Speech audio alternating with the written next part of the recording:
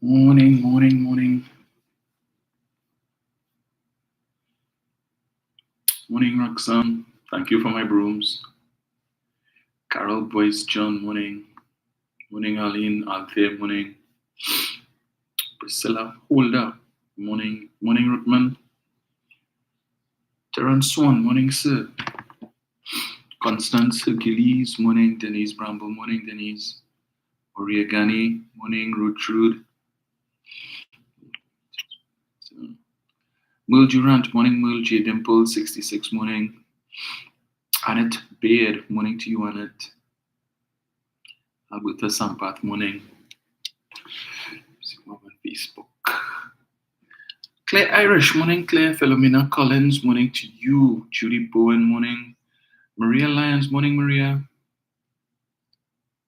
Marva James, morning. Marva. Diane, morning.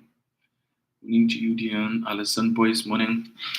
Rosemary Headley, morning to you as well. Good morning to His Excellency, President of Pleasantville, Nigel O'Connor, First Lady Mauricia Keegan. Cyril Mayas, morning, sir. Clay Carrington, Kathy Ann Bess, Marlene Panton, morning, guys. Leon Graves, morning to you, so to you as well, sir. Phyllis Antoine, morning. Marilyn Wanza Cloud, morning to you. Christopher Coffey, morning, sir. Jennifer Ferron, Christopher Serret, morning.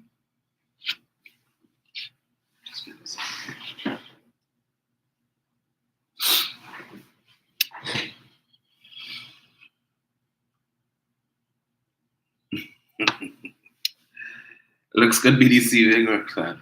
I slept well, but I went to bed late. See this US election have me up all kind of hours. 12 o'clock, I still watching MSNBC and CNN and stuff. Emerson Brown, Freddie Williams, morning. Sedena Koshi, morning to you. Earl Toussaint, morning, sir. Gillian Timmerman, morning. Lynette Harris, morning to you. Kennedy Joseph, morning, sir. Sedena says, me too. Yes, Sedena. Pressure. Time I would reach home till I go to bed, yeah. The American media is something else. Because one thing they know to do well is to put a damper on things when the momentum of the DNC running, but of course they want to make an issue now about Kamala Harris not sitting down with the media to do interviews, and she needs to do interviews so the public could get a better sense of who she is. She's been vice president for almost 4 years, and you all don't know who she is. She was a senator prior to that, attorney general for California, all these things, and they don't know who she is as yet. And the media fueling that foolishness. And then these polls that they claiming so close and so tight and miss us with that. Carol Myers, Carol, reading by you? I got a little tinkle just now, and that was it. Jennifer Ferran says, me too. Will Durant, me too. Where? Thank goodness every 4 years. Jennifer says she's finally doing an interview, but because Tim Walz yes, they have a problem with Tim Walz being with her. I saw this guy, I can't remember his name, very obnoxious commentator on CNN. They have him on every night. He said, what I think he got some backlash for saying that Tim Walz is Kamala Harris's support dog. Yeah, they're so disrespectful that she must sit down. I mean, everybody knows Kamala Harris has the potential and the capacity to do an interview by herself. How many times when she's about to board Air Force 2 or whatever and the media is waiting, she would walk across and field questions. And the set of dotish questions the media will ask. Donald Trump says so and so what are your thoughts on that? This one said so and so, what are your thoughts on that? She can't tell them what questions to ask. But when they have the opportunity, they're asking a set of dotish, rubbish questions. And then mainstream media want to come and say she needs to do more interviews and they need to this and they need to that. Come on, really? about policy, and what policy has Donald Trump articulated? The man cannot stay on message at all. Every time he's supposed to give a policy message, after he talks about two policies, he goes down into nastiness and attacking the woman about she's dumb, she's this, she's that. I mean, the man is a convicted felon, and that's who they want to. You have a significant number of citizens want to vote for, right? When we say Democrats and the Republicans is like PNM and UNC, you know lie, you know lie. Let me see here. Alison Samuel, morning, Alison. I hope your birthday was well spent. Carol says Trump and Vance with their nasty comments. Very much so. Vance continues to dig himself into a deep hole. I don't know what issue he has with people who do have children. Cynthia Jackson, morning. Yes, it is. It's very surprising. Carol Buko, morning. Oh yes, Alison, definitely. The American media definitely reminds me of someone. Celestine Arlene, morning. Yes, the debate on the 10th. Looking forward to it. Hazelan Martin, morning. Emmeline Harvey, morning. Esther James, morning. And Lonnie Rodney, morning. So let me jump in there. It's 6:40. A couple of things I wanted to touch on this morning. Did I see that point? So the TASA Association of Trinidad and Tobago, was it last week? Well, a few days ago, just a week ago, I put out a statement. Well, their contribution to this whole issue about replacing the 3 ships with the steel pan. And I just touched on it briefly. I just want to revisit it, put that to bed, because the Prime Minister had a press conference yesterday. And I think he dealt comprehensively with the issue or the concerns by persons about how much hundreds of millions of dollars would have to be spent to replace passports and replace. And, it's unfortunate the Prime Minister had to do that, because to me, it highlights the fact that a significant portion of our population lacks common sense, right? Lacks common sense. Because from the time I heard the Prime Minister made the announcement at the special convention, and while that thought crossed my mind, I said, well, okay, I'm sure the Prime Minister didn't just come up with that on the spot. This is something that would have been spoken about, deliberated on, perhaps by himself and his cabinet, as the case may be, before he made the statement. And so such concerns, knowing the population that we have, would have been the cabinet and the Prime Minister would have been fully aware and fully prepared for these concerns by the population of how much money, and they will have to go and change their passport and their ID card and all of that. And I don't know if it shows a lack of understanding on the part of the population with respect to how governance works. And so the Prime Minister had to come yesterday to explain to people, well, look, there's nothing I'm going to tell earlier. As soon as the coat of arms is changed, that you need to come in and bring in your document to change. As he says, in any event, they can't change out all the passports at the same time. It doesn't make sense, right? Because if somebody went last week and renewed their passport, you come and tell you, in any event, they don't have the passports yet because the new coat of arms hasn't been designed yet. And I think it's Gillian Bishop, who I stand to be corrected, but I believe she's Pat Bishop's sister. Pat Bishop was an artist, among other things. She has been given the task of coming up with the design, and I suppose she's probably going to submit a couple designs, and then the choice will be made. So there's still a process. So even and today's the 29th. So even if it is that the new coat of arms is selected and the Attorney General still has to draw up the legislation and so on, Parliament reconvenes on the 13th of September. So there's still a process. So the only thing that may happen prior to September 24th is a choice is made and it's unveiled. But the process of having this new coat of arms and documents and all these different is going to take some time. So the Prime Minister had to say, well, when this stuff expire, right, when it reaches its expiration date, you come in and you get a new one. Nobody forcing her to tell her. If you choose, if you see the new documents and you decide, now, well, I like how they're looking, let me go and change my license, and you want to spend your money, you could do that. But at the end of the day, the government is not forcing you to do that, and they would, in the amended legislation, it would state that all existing documents with the old coat of arms would remain valid until such time as they reach their natural expiration date, and then they would be replaced. But we so like to couture and bacchanal. You even wait for the Prime Minister to make an announcement, right? We don't even know what the new coat of arms will look like, but everybody looking for likes and shares want to run up on social media and do all because yes, I'm looking for fame. So this lady who has the autistic child and came and did a TikTok or whatever it is video, as if Dr. Rowley is a child, and all you saw were 3 ships and what kind of nonsense, and there's nothing in place for autistic children and the like. Have you made representation for these things? I'm sure there's probably something in place. You could argue probably is not enough. But by the same token, to come and make this big thing and whatnot, and she's a single mother, and so the first port of call should be the child father, not the Prime Minister. First port of call should be the child's father, right? And for all you know, when the Prime Minister made the statement that women should choose their men wisely, and they made it seem as if that was a bad thing, and I probably so uncouth and this and that, but it's sage advice. And maybe if some more, well, there are some women for whom it's too late to take that advice, right?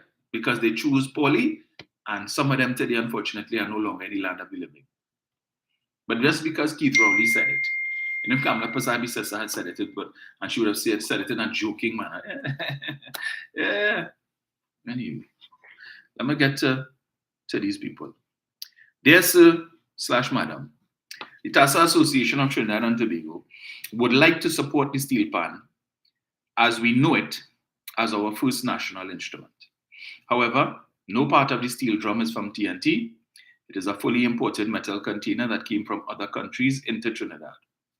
Also, that container came with a sound regardless of what level the container was struck, if it was full, half empty, or empty. If stock will give us sound. Okay, probably meant struck. You should really do some proofreading before you publish these things. The forerunner to the steel drum was the tambu bamboo instrument, which is 100% indigenous to us as a people. The TASA instrument is also used in TNT as an instrument 7 days a week. Really? 7 days a week? Okay, that may very well be so, but I'm sure the steel pan is also used, I'm certain, 7 days a week. Right? Sure that. I'm sure I've seen the steel pan being represented at many more occasions, official and otherwise, than the TASA. But anyway, probably say anyway. Let's not go there. This is right. The skin, right, it is fully made from the soil of TNT, and no part of the instrument is imported. The skin are from our local goat, sheep, or deer. The sticks are made from TNT wild cane. The bowl is made from TNT clay. The base is made from the mango tree. What was done in Trinidad with the imported steel drums was the retuning and fine-tune the steel band or the steel drum pan into a full musical instrument. That is what the facts are. And if the then colonial rulers did not ban, Lord Father, Wendell Evers, if you're still a part of the TATT, please ask them to do some fact-checking or some proofreading, right? Let them give it to you so you could read it before this is atrocious. That is what the facts are, and if the then colonial rulers did not ban the sound of what they called noisy sounds of the bamboo and biscuit tins, accusing the slaves of communicating via those instruments, today we would not have known about the steel drum as an instrument as we know it. Okay, I don't understand that logic. Because the discarded empty steel drums was then used, and it started with a 2-note called the doob-dub. We must be thankful for the rebellious spirit of our ancestors who put up a fight against the colonial masters that today we have the steel pan as our first national instrument. So our first, so you plan to have a second and a third. Okay. Both the Tassa and the steel pan have seen citizens of the two main races, Africans and Indians as prolific players of both pan and steel pan. Both pan and have seen citizens of the two main races, Africans and Indians, as prolific players of both pan and Tassa. In Tobago, for example, we have a fully developed and highly skilled all-African Tassa band that entered the national Tassarama competition of TNT and placing in the top 5 out of over 20 Tassa bands in the competition. National Tassarama and Panorama are the two pinnacle events of the respective instruments, both of which are played with 2 sticks. So to compare the both instruments, it's clear the steel drum is a foreign metal instrument and the Tassa is a 100% local instrument, respectively, the Tassa Association of Trinidad and Tobago. Right. And that is their assessment, right? I read this only because to highlight how ridiculous it is. And just to see, and I'm going to spend too much time on it, right? That if I am to understand their logic and to accept their logic, it means therefore I could say that the doubles is not indigenous to Trinidad. That doubles was invented or created elsewhere because last I checked, we don't grow wheat here. The wheat that they use to make the flour is imported. The oil that they use to fry the barra is imported. The chana is imported. The ingredients that make curry is also imported. And in fact, most of the ingredients that is used to make doubles is imported. So based on TATT's logic, right, since most of the ingredients that make doubles is imported, and since, as they say, the steel drums are imported and so on, so nothing of the steel drum is local, that means it wasn't invented here. Well, then I'll use your same logic, people. Okay? So you need to let, since most of the wheat that we use comes from Turkey, not Turkey, Ukraine, but it used to come from Ukraine. I think Turkey as well. Now we can say doubles was created in Turkey and Ukraine, right? Okay. Right. Anyway, it's unfortunate the depth to which some people will go just to argue foolishness and nonsense. This is our Cravia Indulgence morning, folks. But it's short, so bear with me. I'm not going to, yes, it's short. Let me just get this here. I know some of you can't take it, and that makes, I'm myself included. Right. But it's short, I promise. Okay? Very short.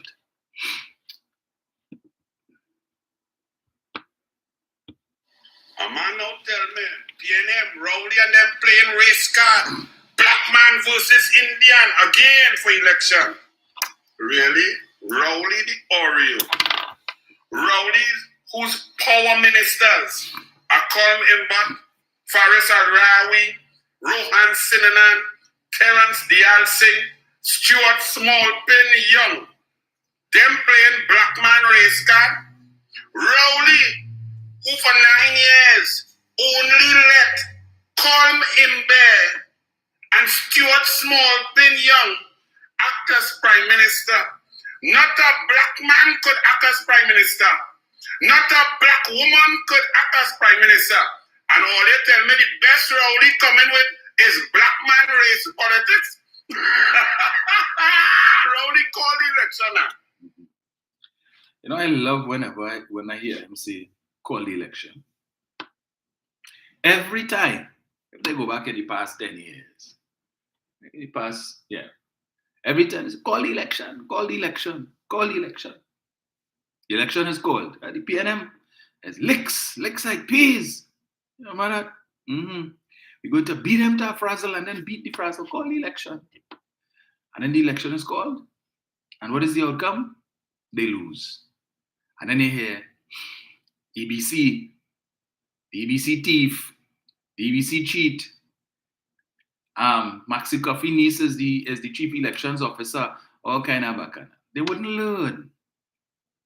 But the thing I wanted, and I played this, if only because it is resonating, of course, with the supporters because they love to see that the PNM plays the race card. I just wish they would pick a struggle. Is Dr. Rowley racist or isn't he?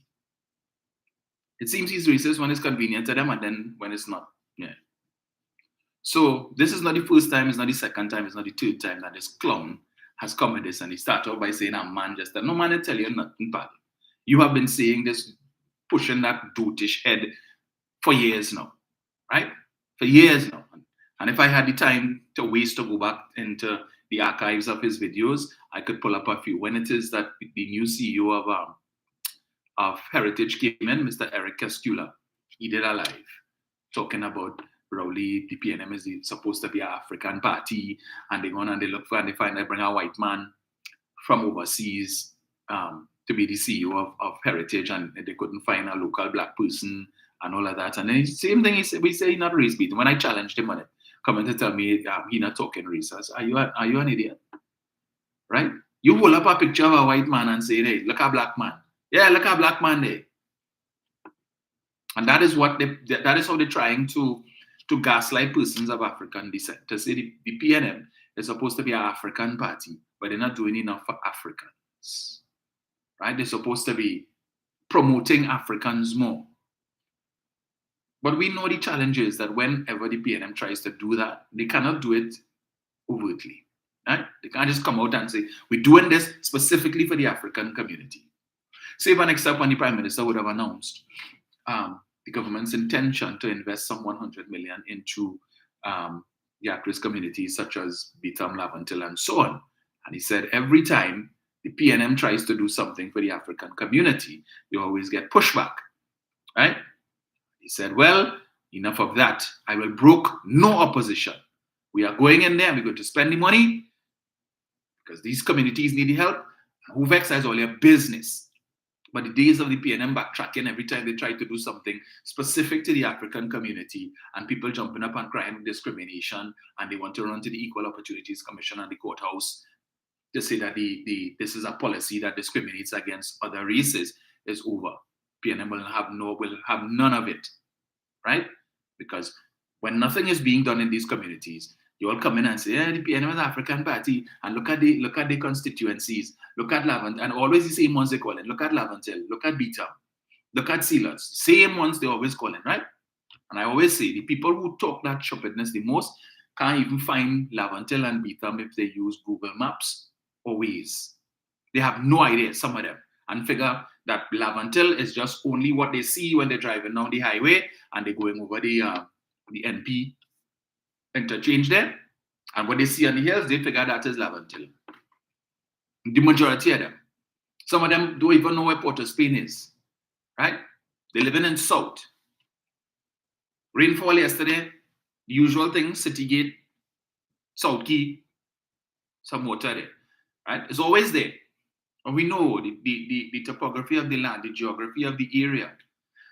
But many times I have passed when rain has fallen and you would see the pump, which unfortunately the government had to hire private security to watchman the pump house because of what happened last time when miscreants went in and stole parts and the government had to find the money now to replace these parts, and it was a very expensive thing. So then you always have a permanent watchman there, right? You'll see the security van pack up, kind of hiding in the bushes a little bit. But within a half an hour to an hour, tops 45 minutes, the water would have receded. But every time rainfall, the Express newspaper feel they need to run downtown and take a picture or a video to post up on Facebook to show people the same thing every week. Right? Same bloody thing every week. But anyway, I digressed a little bit there. So coming back to this idiot talking about the PNM supposed to be African community and African party, sorry. And therefore they're not doing enough. And that Dr. Rowley only gives the plump ministerial positions to non-Africans. The PNM has always presented itself as a diversified party, as a diverse party. They found the founding fathers of the party were persons of East Indian descent, right? I mean, no names like Kamaluddin Mohammed and Errol Mahabe and these guys. People like O'Halloran and stuff. These guys, and again, so from its inception, the PNM has always been a party that embraces all races. But this thing about the PNM supposed to be an African party came from where? So they pushed the UNC as being mostly an East Indian party. And to satisfy themselves or to try and convince the population that making sense, that we need to frame the PNM as being an African party. So it's African against East Indians. And then this clown now coming to make this case that not enough is being done for Africans, and look at what Rowley doing. He put Colman Burt and Stuart Young to act as prime minister in his stead. And he put a black man or a black woman to act as prime minister. You see, the PNM is a disciplined party and they do things based on structure. And so when Colman Burt was put to act as prime minister, from the first time Dr. Rowley would have gone about this, because when you look at the cabinet, Burt would have been the most senior, right, of all the ministers, because you have a number of new ministers, persons who would have come in within the last 10 years. But Mr. Burt has been there since the 90s. After him, I think you have Camille Robinson Regis, but who would have been there for a while too. But for a period of time, you recall Mrs. Robinson Regis would have ceased serving as a member of parliament, and then she was High Commissioner to Canada, and then she came back. But in terms of consistency, Colman Burt has been there for the entire time. And when Mr. Burt was out of the country recently and Stuart Young was put to act, is because Stuart Young is the chairman of the party. So after the prime minister, the most senior officer is the chairman, right? Now, I think even the chairman is above the prime minister in terms of the hierarchy of the executive. But the prime minister is the prime minister. So when the prime minister isn't there, and if the most senior parliamentarian after him isn't there, who normally acts, Stuart Young being the chairman of the party, acted, and if Stuart Young was out of the jurisdiction, who is the next senior officer in the executive, who is also part of the cabinet, to act. That is how things are done. But under Pandey and under Kamla Persad Bissessar, the prime ministership, the office of prime minister was a football field, and everybody getting a kobo sweat. So when she was prime minister, when she was prime minister and she had to leave the country, Jack Warner acted as prime minister, Winston Buchanan acted as prime minister, Errol Mahabir acted as prime minister, and a few others. Everybody, hey, you take a kobo sweat this time now. You want to feel what it is to ride around in PM1? You want to experience what it is to drive around with flashing blue lights? All right, no problem. I'll put in you to act this time. Yeah. Take a tush. Yeah. Take a 10 days. That's how it was. Everybody will get a chance. Don't jealous, right? Your time will come, okay? Because, I love to travel, and so you get your chance. The PNM doesn't operate that way. It was the same thing with Pandey. When he was prime minister, everybody getting a little tush. So, he had people like Daphne Phillips act as prime minister.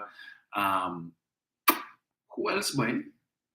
Kamala ever get a tush? I don't think she got a tush.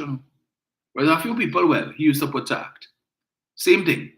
When it was Mr. Manning, same discipline. Mr. Manning going abroad, Lenny Seith would act most times. And when it wasn't Lenny Seith, if Lenny Seith wasn't available, you had Joe Newell Williams would act as prime minister. But it wasn't every time I go away, I give somebody else a chance so they could experience what it is to sit in PM1. That is for them. They lack discipline. Because everything for them is a joke and everything for them is play. So he come up with this stupidness now to say, well, they never put a black man or a black woman to act. These are not issues that bother the PNM party. Listen, they need to understand that the PNM is an institution. It's not a normal political party. It's an institution. And we recognize structure. We understand why things are done the way that they are done. They wouldn't understand that because that party is indisciplined. They lack structure. It is evident, right? So when he come up with a set of chupito, but they never put a black man or a black woman to act and what kind of dotishness and call out a list of ministers. Exactly. So we are all embracing. Yeah? So it's not about, if you look at the opposition bench in the parliament, run down the opposition bench and see. You have 2.5 or 1.5 Africans, is it? Well, 2.5. You have Rodney Charles, you have Michelle Benjamin, and then you have Khadija Amin. I'll make it 3. So Khadija is half, and Anita Haynes is half. So you have 3. 3 of them, and the rest, right? By design? Okay. I don't like to go down the race road, unfortunately. But this is what these people are pushing. And the PNM needs to push back on that, right? Because this is damn nonsense. But trying to gaslight persons of Africa, and he said, and you have those who will buy that, Yeah, you see, the PNM supposed to be African party. But only we need it. And look who he put as Prime Minister. And so, and how come he never put Foster Cummins to act? And how come he never put Camille to act? And trying to sow seeds of division in the party. But anyway, let me get back to this, right? Let me get back to this morning. Oh Lord. PM will just citizens to hold criminals accountable. But they're going to put some licks on the Prime Minister today because they say, yeah, Rowley said, don't blame me for crime. Look, miss me with all your nonsense. I'm going to play, yeah, you know what? I'm not going to go down that road anymore with Andy Roberts. Nothing new from him. Let me play his political leader. Bear with my folks. Please. I know you all don't like to hear her either, and neither do I. But so let me get this here.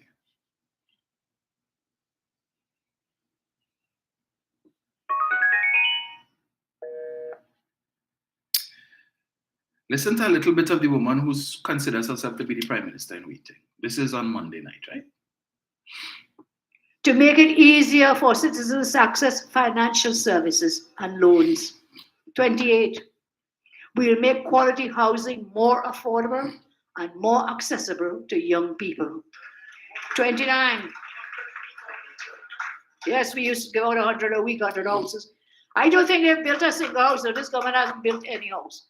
All them houses they pretended to give, they were built under my watch. They were built by the UNC.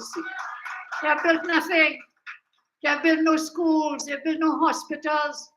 Everyone, they're going to turn the key and cut ribbon. They built nothing, and they will build nothing in their 10 years in office. They will build nothing.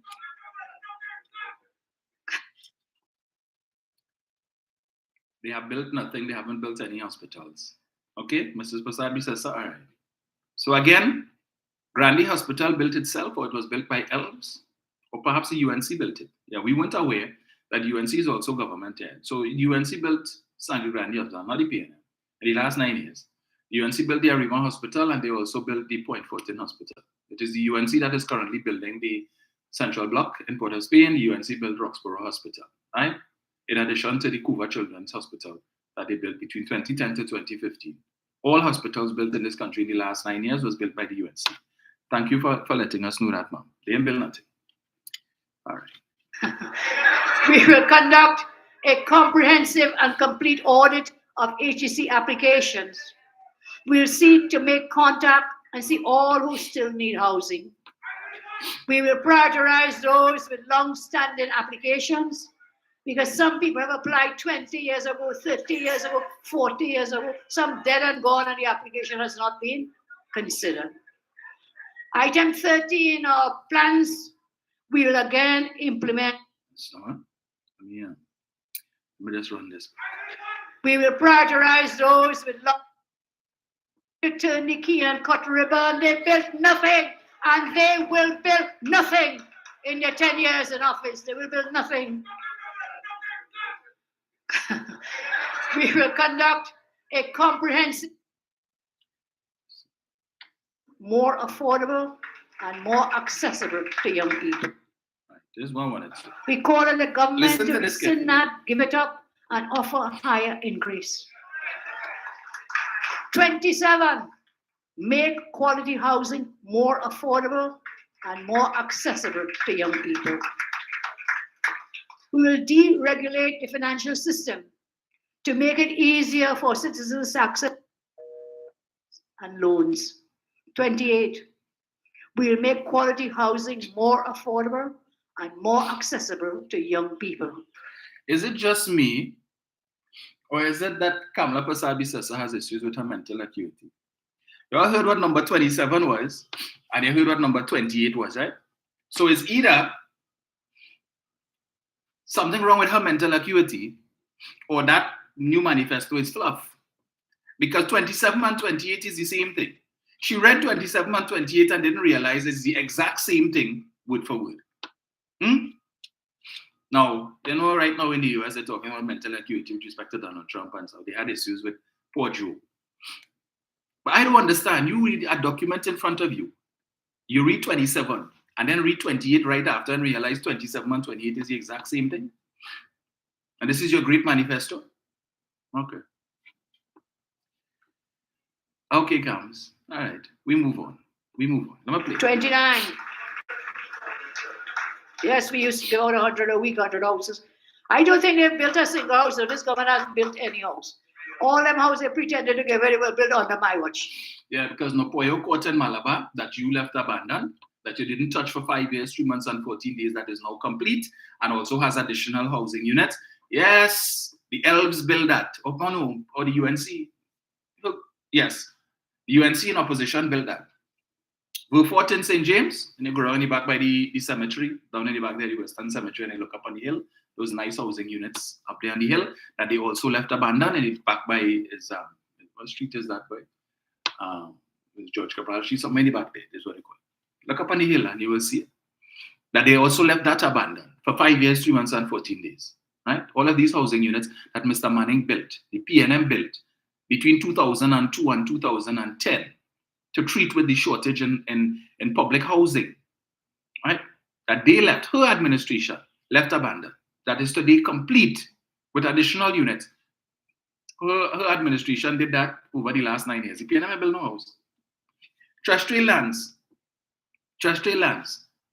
in Dabadire, where when she was Prime Minister, Rudal Munilal as Minister of Housing told us, yes, they have about how much, boy? 1,200 units ready for distribution when the media went.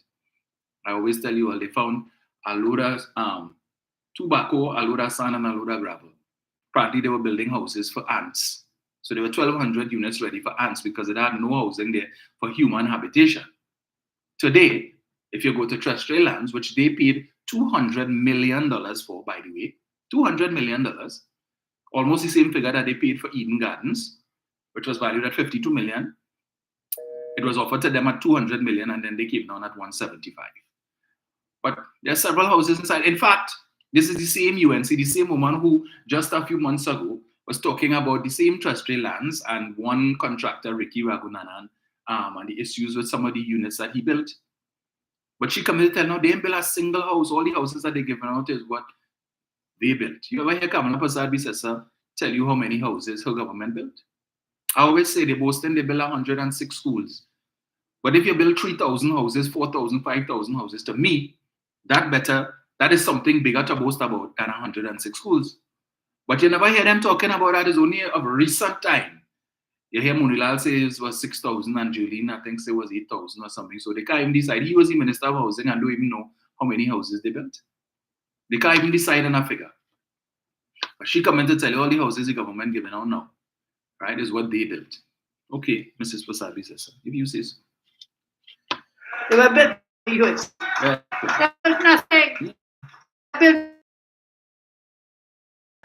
Everyone they're going to turn the key and cut ribbon. They built nothing, and they will build nothing in their 10 years in office. They will build nothing. Of course.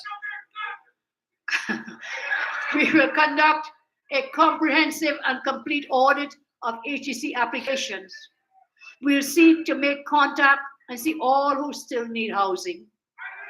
We will prioritize those with long-standing applications because some people have applied 20 years ago, 30 years ago, 40 years ago, some dead and gone, and the application has not been considered. Item 30 in our plans, we will again implement. Well, I just want to tell her, for those who would have applied 40 years ago, madam, and those who would have applied 30 years ago, between 2010 to 2015, those who would have applied 40 years ago, okay, in 2010, there have been 25 years, madam, 26 years. So when you were there as Prime Minister, those who applied 40 years ago would have reached 30 years since they applied while you were Prime Minister, and you didn't help their cause. What did you do? You sought to gerrymander and rig the process by increasing the income ceiling to qualify for an HDC home from a household income of 25,000. She increased it to 45,000. Right? Now, somebody who is earning $45,000 a month is more than capable of going to the commercial banks and getting a mortgage to purchase a home. They don't need subsidized housing, which is what HDC housing is. Low income, subsidized housing. But Madam decided to increase the income ceiling to 45,000 so that the professional class in her party would be able to qualify, whereas they would not normally, and as is the situation now, they would not qualify because it took this administration to change, to put the system back to the way it was. So Victoria Keys, which Mr. Manning and the PNM would have constructed between 2002 and 2010, Victoria Keys, which gives you a sea view, right? A view which most HDC developments do not have, so that the persons who would have gotten these apartments could come out on their veranda or come out on their balcony in the evening and watch the sunset and look at and have an ocean view and look at the water taxi, not the water taxi, the ferries coming in and so on. When it is that it's cruise ship season and the cruise ship leaving, they could relax, have a cup of tea or something and look out. But Sadbi Sessa felt that was too good for poor people. What did she do? They decided, you see that? Manning built that for the poor, for those who qualify for HDC homes under the old system. But under the new system, what will we do? We will increase the income ceiling, right? So that doctors and lawyers in the UNC could now qualify legitimately. So that if, God forbid, they lose office and the PNM comes back into power, these persons would have a legitimate claim to these units, because at the time, the income ceiling or the qualifying income for an HDC home would have been their income bracket. So you can't come now and take it back and tell the people they didn't qualify. So they turned Victoria Keys, which should have been, they have other HDC units around the Powder Magazine and so on. They decided to turn these units into what was 3-bedroom, turn it into 2-bedroom units, right? They put in swimming pool, they put in clubhouse, they put in penthouse, they put in gym, and all of these things, right? So that their supporters, their financiers, could now come and get these elite units. So they priced out, so meaning the average citizen for whom this was intended, hard luck for you. Salt. You don't qualify for that. Yeah, maybe you could get something in Shavona, so you could probably get something in Arima. But Victoria Keys, put that out of your thoughts. Yeah? So when this administration came in, all of those units, hundreds of units, which should have been available, and she's talking about a housing shortage and some people on the waiting list for how long? Yeah, they could have been in those units, madam. But today, you have a number of those units still vacant, empty. You know why? Because this administration, when they came in, had to put it on the open market because of what your administration did. So the government could not now come with all the money, the hundreds of millions of dollars that would have been spent to convert Victoria Keys, which should have been a normal HDC housing complex, into this upscale development. The government obviously could not sell an apartment that would have cost how much hundreds of thousands of dollars or even over $1 million to construct, to now come and give it to and make it available. So they had to put it on the open market.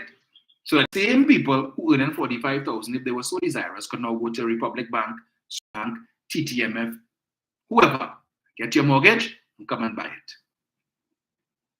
Imagine you have a penthouse in Victoria Keys, which is an HDC development, for over $4 million. Who that was for? Who that was for? You could really tell me that when they converted public housing into what it is today and put in swimming pool and gym and all of these other facilities, security guard booth and all of these different things, that was for the average citizen, or that was for the low income citizens for whom HDC provides housing? That was for them? But they don't talk about that. No. So when there's a shortage in the housing stock, she needs to go and find out how many apartment units they have in Victoria Keys that should have been made available to the average citizen, to those who would normally qualify, and deduct that. Go and do that. When you want to come and talk rubbish. Your government did that, madam. Our land for the landless poor.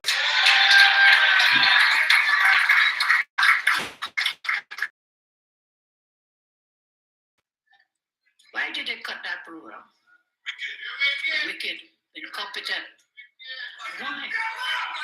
Not everyone might be able to come and get an HTC house, but they get a piece of land, they'll start up with a 2x4, and that grows over the years. And it becomes a 10x10 or 10x20, as the case may be.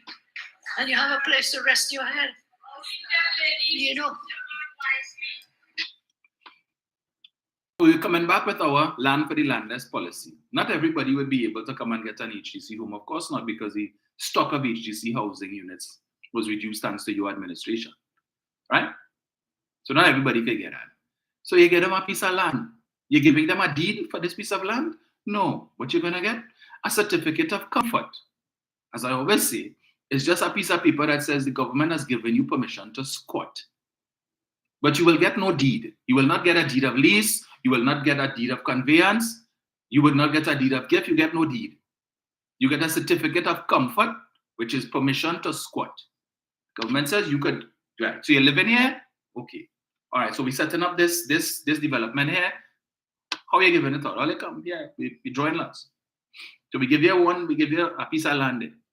But that's about it. We give you the land, right? And we give you a certificate of comfort. It's now up to you to do the rest.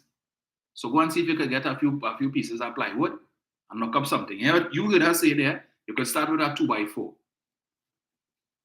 Start with a 2x4. She need a 2x4, right? You start with a 2x4 and then over the years, not over months, over the years, it will grow to a 10x10. The only time you hear those 10x10 and those dimensions and 10x20, and when you're talking about a tent. Yeah? But she's telling people you could knock up a 2x4 and then a 10x10 and then it will grow to a 10x20 over the years. You just need a place to rest your head.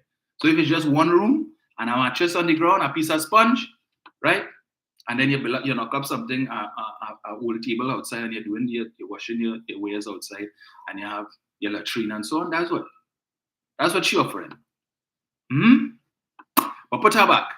That making sense. Land for the landless. Yeah, come like give me land. I can see your deed. Now we didn't get no deed. I have a certificate of comfort here. Okay, all right. You're going to the bank with that? Going to the bank and say, well, I would like to mortgage my property. I have a certificate of comfort that says the government has given me permission. Yeah. And the bank would say, yeah, come. How much you want to borrow? $1 million to build your house? Come. That's how it works. Yeah, that's how it is works. Did you agree with him? Raji, did you agree with him? Okay, let's move on. Let's move on. As I close, I've been rolling out some of our plans and policies as we go forward. There's one warning I want to give you before I close, and it is this. Don't get distracted with Rowley and his foolishness. That's one. But the second one is, UNC people, have belly. Stand up for yourself. Don't get browbeaten. Don't back. Don't back down. Many times it is the UNC people swallowing hook, line, and sinker the PNM narrative and repeating the nonsense. You must believe in yourself. UNC people swallowing the PNM narrative and repeating the nonsense. Okay. Now, it has some more this that I wanted to play with, probably in another day to show you all. Populist strategies, right? All the time she announcing policy, and it's like everything. And when she gets to the part where we will give you free this and free, if you hear noise, because that is what they like. That's what her supporters like to hear. Free laptop, and then free tablets. So it's free laptops for secondary school and free laptops for the primary school. Yes! And free this, we will give you free. They love to hear about free. Freeloaders is what they are. And then like to come and tell PNM supporters, oh, we loafing and freeloading off of the government. Yeah? And PNM supporters always looking for handouts. But you will not hear on PNM platforms, free, and we're giving you this free, and we're giving you that free. That is what you hear coming out of the mouth of the leader of the UNC. Put me back in office and free and free and free. They love that. Right?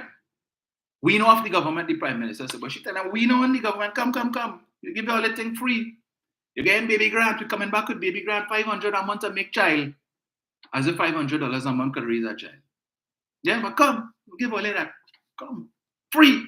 But we're going to cut taxes. So you're cutting taxes. How are you paying for these? How are you providing these free things? Where the money coming from? The energy sector that you said decimated. So if you win election today, tomorrow morning, you snap your fingers as soon as you sworn in, what? The energy sector is just suddenly going to bloom again? Where is the money going to come from to give out all of these free things that you promised? Never forget Trinidad and Tobago. This is the same person who in 2010 told you all, vote for me, give me a vote, and we will reduce the senior citizens grant age to 60. Everybody, it will no longer be means tested. Everybody will, once you turn 60, just go down to your nearest welfare office and put in your application, and boom, $3,000 a month pension. Wear it. When people started to ask afterwards, that was a misprint. It was a mistake. But night after night, speaker after speaker coming and telling you that $3,000 pension at age 60. In fact, the manifesto says life begins at 60. $3,000 pension, and how much people who are close to 60 take that chin up and say, I go and vote for Kamala, boy. Yeah, again 3,000 from NIS, and then again 3,000 from old age pension, and it's not means tested anymore, so it's guaranteed. A pension is not a grant. Man call it a grant, but they're going and change it back to a pension, and so you're sure to get it. And man thinking, well, 3,000 from NIS, 3,000 from senior citizens, right? That's $6,000.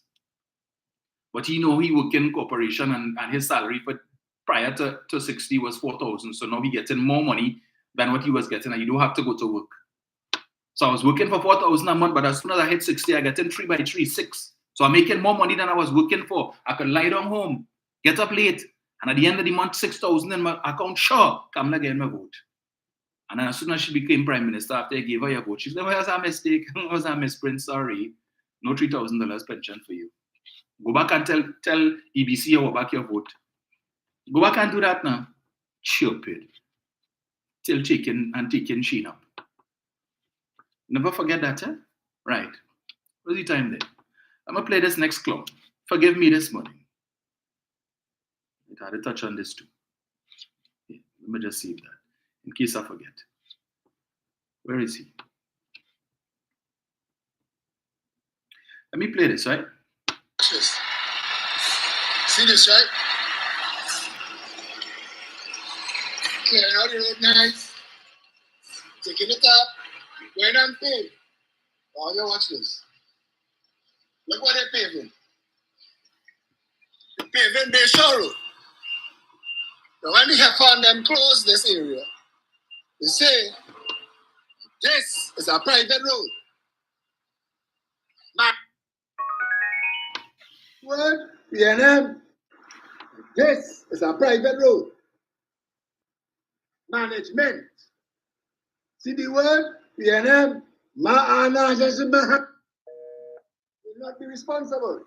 That means the Heifer and crew were responsible. So why the poor taxpayers, who they put this gate to block out, paying to pave the management road? Somebody explain that to me, because this is corruption. This is theft. The Heifer and friends in Bayshore are stealing taxpayers' funds. So it's one of two things how to happen here. They have to pay for this. Now I need to see that bill. For them gates and all them cameras and guard hut and checkpoint Charlie that the Heifer and them put there. When they have a party in Chaguaramas and people want to use here as a shortcut, they say no, this is only for rich people. This is only for rich people. Why poor taxpayers can't you selling the remains under the bridge? Why uncle working on this truck and their taxes have to pay for a private road in Bayshore? I want somebody to explain that to me. I want to understand why this fella taxes paying to pave the road and he can't drive through here. This is a private road. This cannot be paved with taxpayers' funds. Never. Right. He has another video with some clown riding through St. Clair and the back by Wainwright Street there, by Prada Street and so on, and showing you how the roads well paved and the like, you know, talking about, I thought this was America, but no, this is Trinidad. But there's PM, you know, criticizing the government to say in these areas the roads well paved and so on. I want to tell this counterfeit 1%, right? This wannabe Syrian who feel he bright and he have all the answers and the solutions to every problem in this country, because his tagline is Philip will fix it. You have a problem? Call Philip and Philip will fix it. So I guess he probably was driving down here, but somebody called him and tell him, hey, look, they're paving the corporation paving a private road.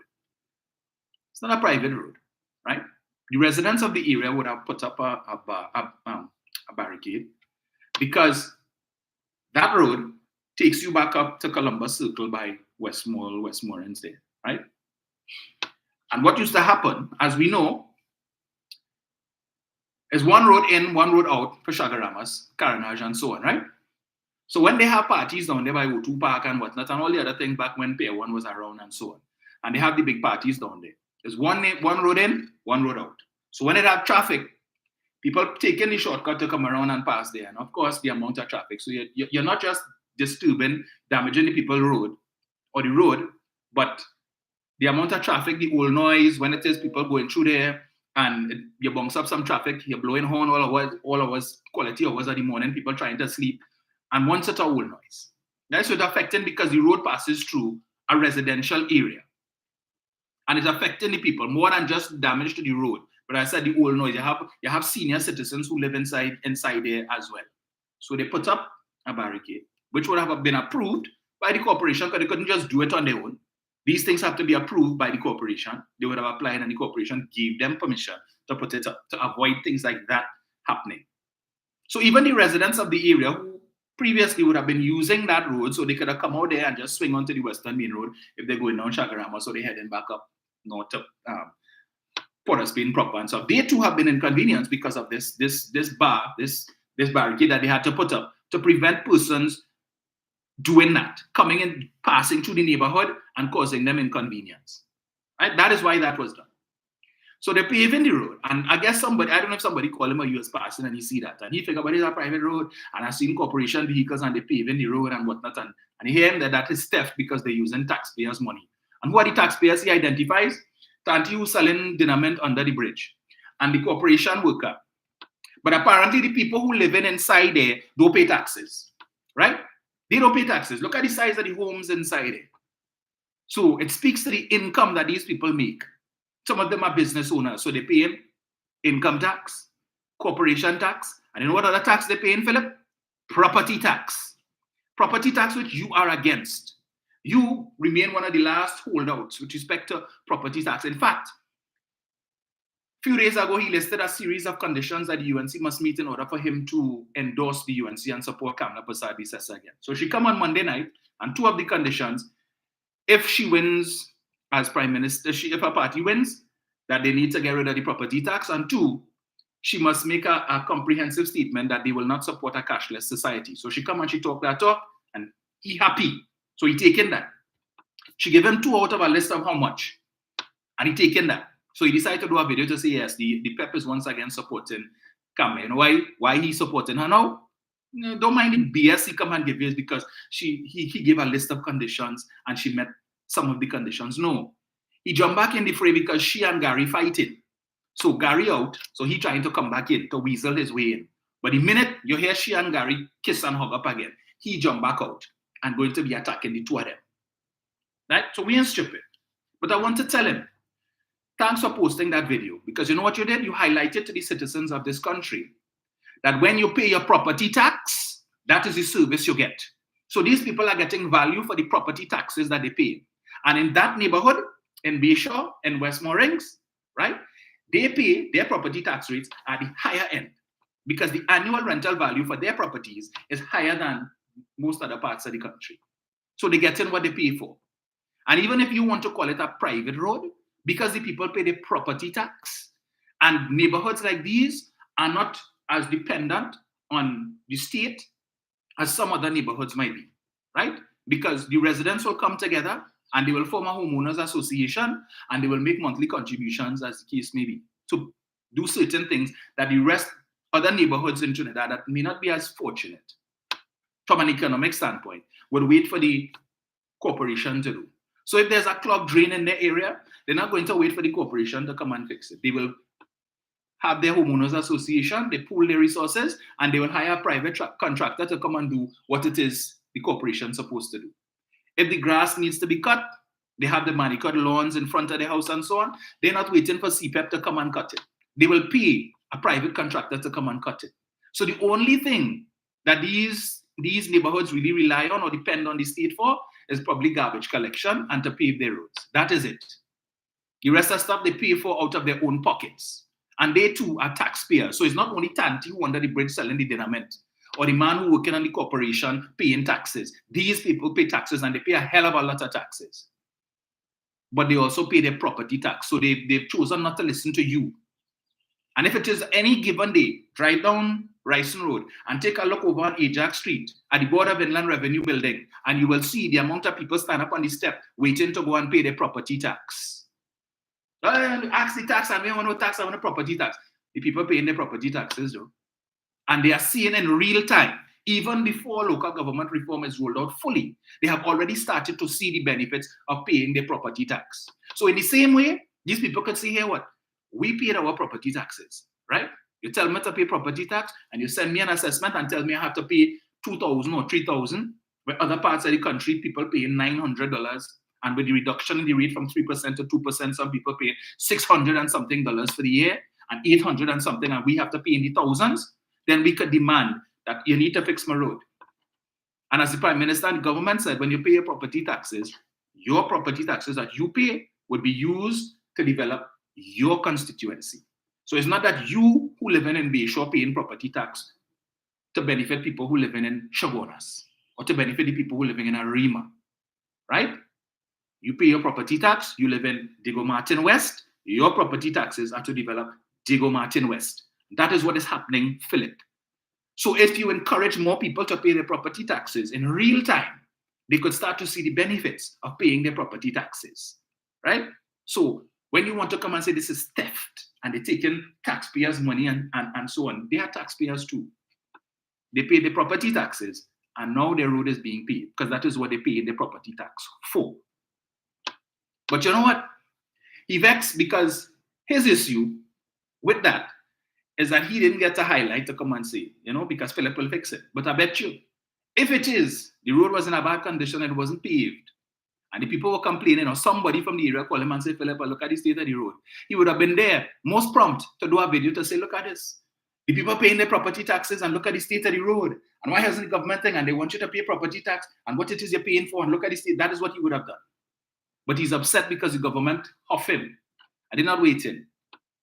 In my own neighborhood, my neighborhood is not Bayshore, it's not Ellerslie Park, but we got our road paved. You see it.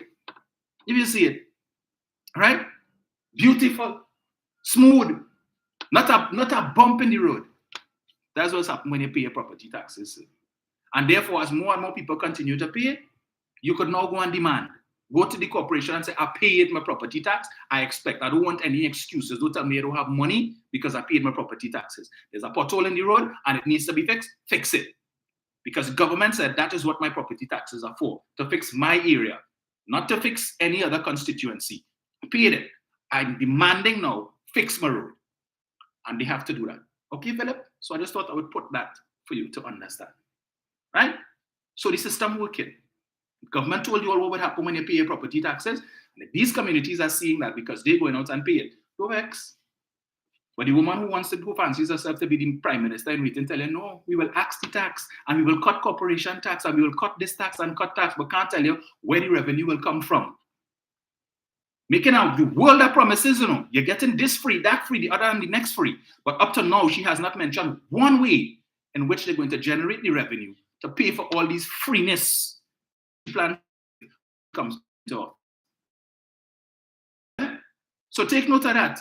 When they come with a manifesto, ask her when they come around your house and they walk in and telling you, well, look, it's free laptop, and if you vote for Kamala, you'll get this and you will get that. The first question is, hold up, before you even go any further, how are these things going to be paid for? I bet you they bid a hasty retreat because they can't tell you. They're making a list of all what you will get, but can't tell you what will be paid for. Waiting for them. Come, we will have a conversation. I noted on Monday night she mentioned as well, she changed her tune from put us back in office and we will reopen, or we will open back the refinery to we will consider reopening the refinery. We will consider. And she said that, I can hear all noise. But apparently they didn't hear the word consider. You know what that means? There's no guarantee that we will reopen it, so no, we will consider it. We will weigh the pros and cons. And if we come into office and weigh those pros and cons and we realize, you know, what the PNM have been telling us for the past few years is really the truth, it makes sense. Because if we reopen the refinery, this is how much money. First of all, we had to find $700 million to refurbish the refinery. And then now we have to find money to pay salaries and we have to do this. But when you look at it, it makes more sense to import the fuel, retail it, and you're making money rather than spending money to reopen the refinery. We don't have enough oil. And even so, the oil that is being produced here, that grade of crude cannot be processed in the refinery. So we still have to import. So we had to find the US to import the oil for feedstock for the refinery.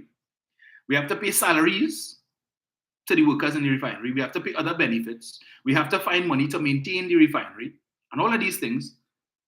If we continue the current system where we just import the fuel and sell it, we don't have to pay any salaries. We have no maintenance costs for the refinery, and all other associated overhead costs are eliminated. So it's just import the fuel, sell it, make money. Reopen the refinery, find 700 million, find money every day or every month to purchase 100,000 barrels of oil per day, all the other costs. And that making sense to them. That making sense to them so that they could come and say, well, you know, the refinery was a net earner of foreign exchange. But as the foreign exchange comes in from selling the refined products, it goes back out to purchase the oil, the 100,000 plus barrels of oil to refine, to be able to sell. And that is UNC logic. That making sense to them. Okay. But just a word to the wise, notice that her message has now changed from we will reopen the refinery to we will consider reopening the refinery. You see that word consider? Understand that she is laying the groundwork. So if, God forbid, they come back in office and they consider and they realize it don't make sense to reopen the refinery, at least not under government. Private, no problem. Government has no involvement and they don't have to put any money. But if the government has to do it and she realizes, hey, that ain't making economic sense, she will say, well, we considered it. We told you all we were going to consider. We didn't say we were going to reopen. We considered it. It ain't making sense to do it under government, right? So don't get vexed with us. You could fool some of the people, but you can't fool all. Let me get this here. So this too, in the interest of time. She also mentioned, and one of the requests Philip Alexander made of her that she is inclined to accede to is that should her party come back in power, they will not support a cashless society. What is a cashless society? It simply means a society that is more embracing of technology with respect to payments, right? We're talking fintech here, right? Financial technology and so on, which most of us have embraced. We want to be a developed country. We want to be first world, but only pushing us at a third world and 19th century policies, living in the 21st century. Everybody now have bank card. Well, most people, those who put their money in the banks and so on, which is the majority of the people. If it is that you are an employee, most employers utilize ACH, which is the automatic clearinghouse. So they send the money directly to your account. Because we know the challenges now with the banks. If you don't have an account with them and your employer gives you a check, which represents your salary check, if your employer banks with Republic, and he gives you a check, and you cannot go to Republic with your check to cash it. They tell you, do you have an account with us? No. Well, we can't cash your check. If you have an account with us, you can deposit the check into your account. The funds will be cleared immediately, and you have access to the ATM. Because banks are trying to reduce the amount of people coming into the banking hall. That is why banks like RBC have closed down several of their branches. So it has now become a little more frustrating for the public because you have less branches to go to. So the few that they have, whenever you go, there's long lines and it's an inconvenience. So they've come up with creative ways to force people to use the technology that they have invested in. Right? You have a bank card, use it. Online banking. We spend money to invest in technology for that. Use it. You don't need to come in the bank to withdraw cash. If the person you're giving the money to has a bank account, you could just transfer the money from your account to theirs online using the platform. Easy and in their account, quick. So a cashless society does not mean that you would, while the name itself implies that you would have no cash, right? Because it would have less cash or less use for cash and more technology using your card and so on. Now we have these e-wallets, right? In the US, that's a big thing. They have PayPal, they have Cash App, Apple Pay. So I was amazed the first time I saw it when I went to Walmart one day, when I went to Florida. And I saw the person looking to pay and they just pull out their phone and they put their phone next to the terminal and they paid. I said, well, what went on there? This is the first time I saw that, and I found that to be so amazing. You could just take out your phone hover over the terminal and then ting pay and you take your stuff and you leave. Only to find out that this was an e-wallet, which is now developing in China. So we have something called Encash. Yeah, I'm not advertising for Encash, but it makes sense. So you could download your choice of electronic wallet on your phone. You upload funds into your electronic wallet on your phone. And when you go, if you go to a vendor who subscribes to Encash, I think another one is coming out, B-Mobile is supposed to be bringing out one. They have a company called Pesh and so on. So once it is that you go to a place, a restaurant or a grocery, anywhere that has that, you take out your phone, you have money on your e-wallet on your phone, and you just pass it over the terminal and the money comes out. So you don't need cash, right? You could do that. So these are the things that the government is trying to promote. In countries like New Zealand, they have embraced that. I have a friend who went to New Zealand last year. He told me he went and he took out how much US to spend. And almost every place that he went, they refuse in cash. You have a card? That's what they want, right? Because it's easier. But Mrs. Prasad Bisesa and Philip not supporting that. And here the excuse is that the banks will have control over your money and the banks could lock down your money. No one said a dotish talk. And Prasad Bisesa is telling you that if it is that you are, sometimes cash is better because if you are, not everybody puts their money in a bank, which is true. Some people still leaving money under their mattress, but then if a fire happens and the money burn up, they want the government and the wider public to come and assist them, right? But she's saying every transaction that you make with your bank card, the bank charges you. That is not true, Prasad Bisesa. That is not true. And she ought to know that. Because the banks will charge you a service fee of $15, $20 or more every month, and it covers that. So that you could go and use links, and you swipe your card, or you tap your card, and you don't need to pay for every single transaction. But she come in to tell the fully dunce that we don't want a cashless society because now the bank forcing you to use your card, and so they can make more money in your head. But every transaction, you pay a fee. She knows that is not true. If you're using your credit card, she of all people should know the benefits of using your credit card.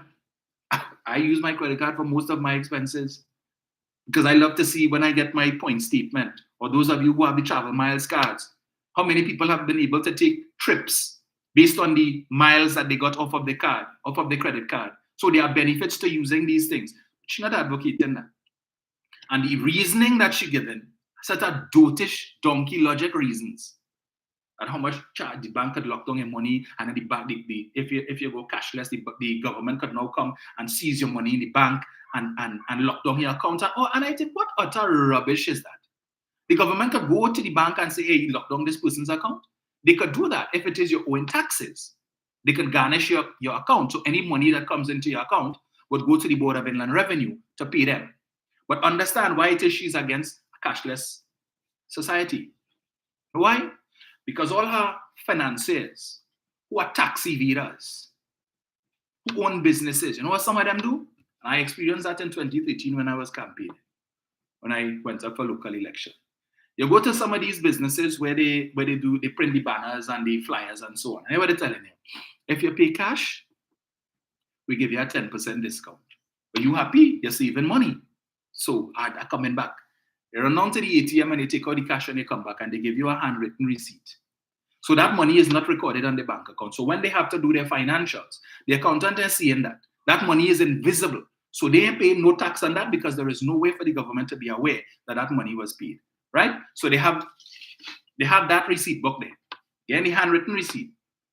Some of these hardwares do that same thing. Give you the handwritten receipt. Yeah, but that money is not registered on the register. Or if they use card, then the money automatically goes to their bank account. So it's there. So when they have to do their finances, if Board of Inland Revenue has to come and audit them, present your bank statements. We could see, well, hey, this is how much money went into your bank account in 2022.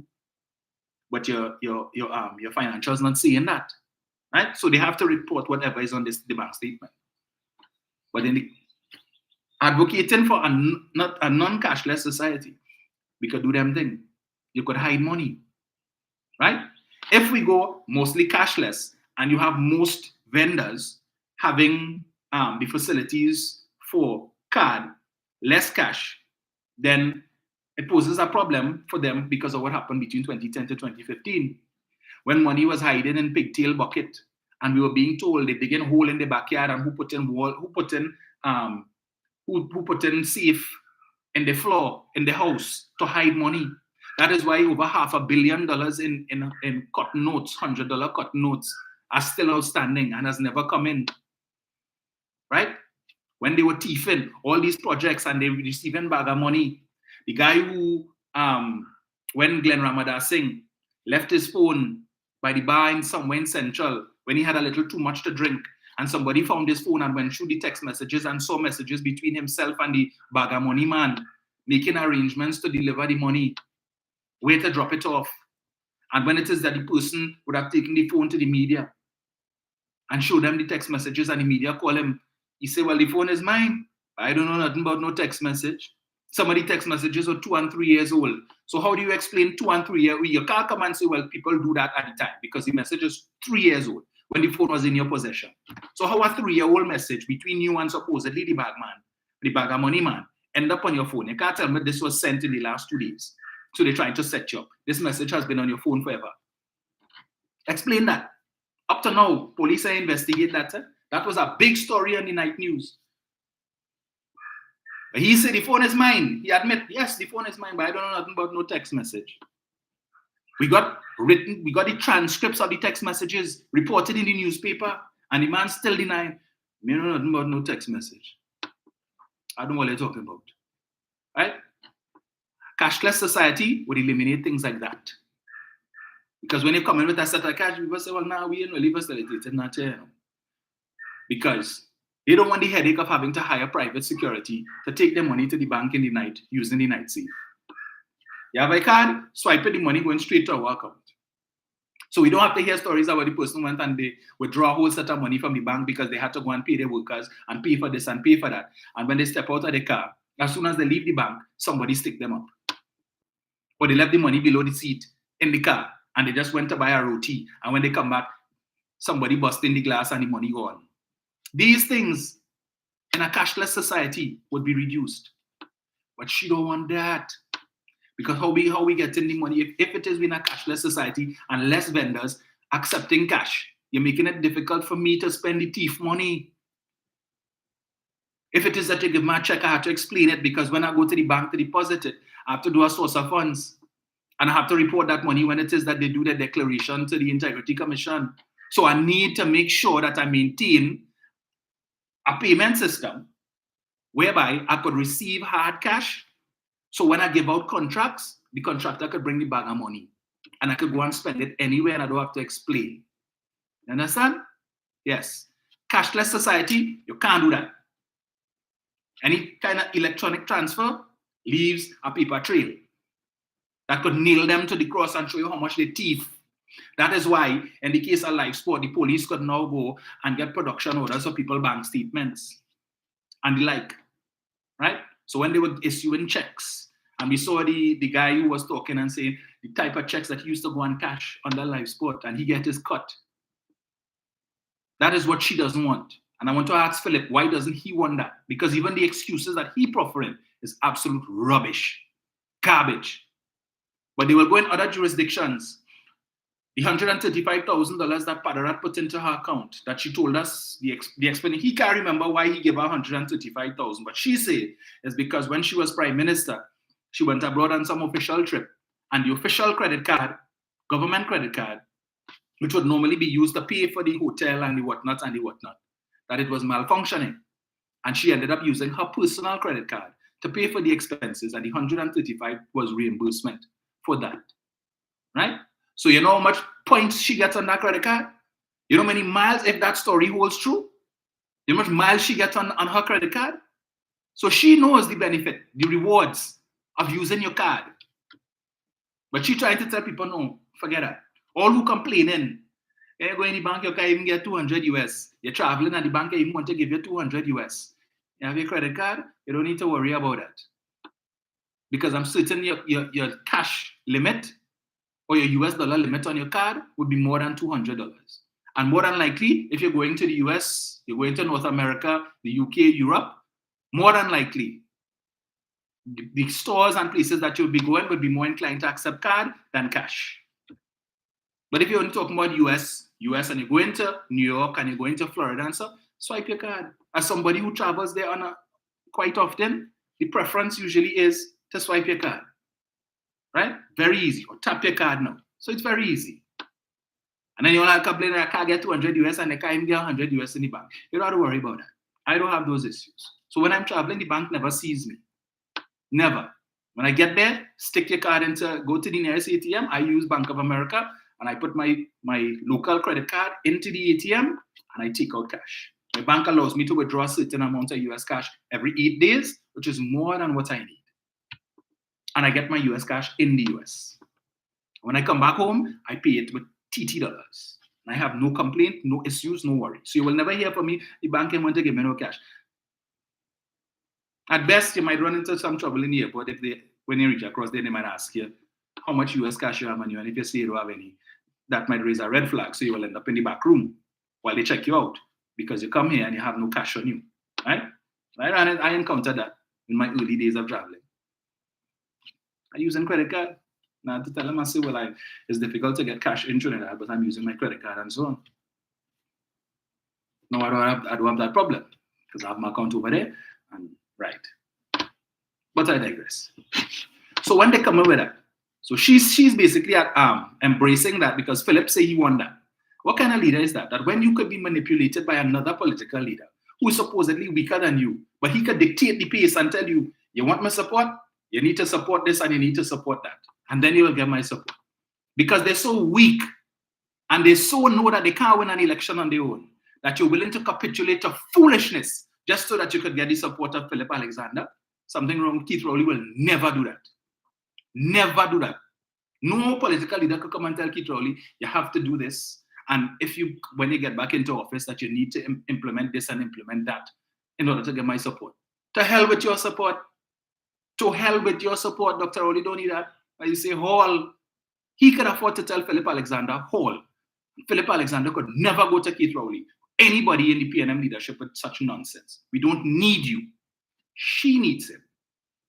And that is why he could dictate the pace and tell her what he wants and what he wants to see in policy. And she has to accept it because she needs his support. But great is the PNM, who don't need none of them support. Win alone, lose alone, stand alone. That's the fundamental difference between the PNM and the rest of them. He could blackmail her.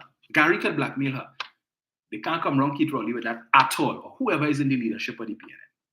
Tell them rock so with that. Let me get this here.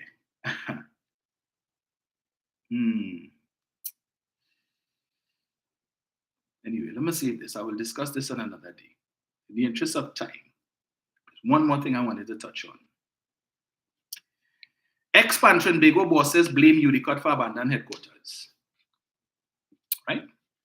2 former Pan Trinbago executive members say the PAN body's failure to finish constructing its headquarters on state land in Trincity was due to a lack of initiative by UDCOT.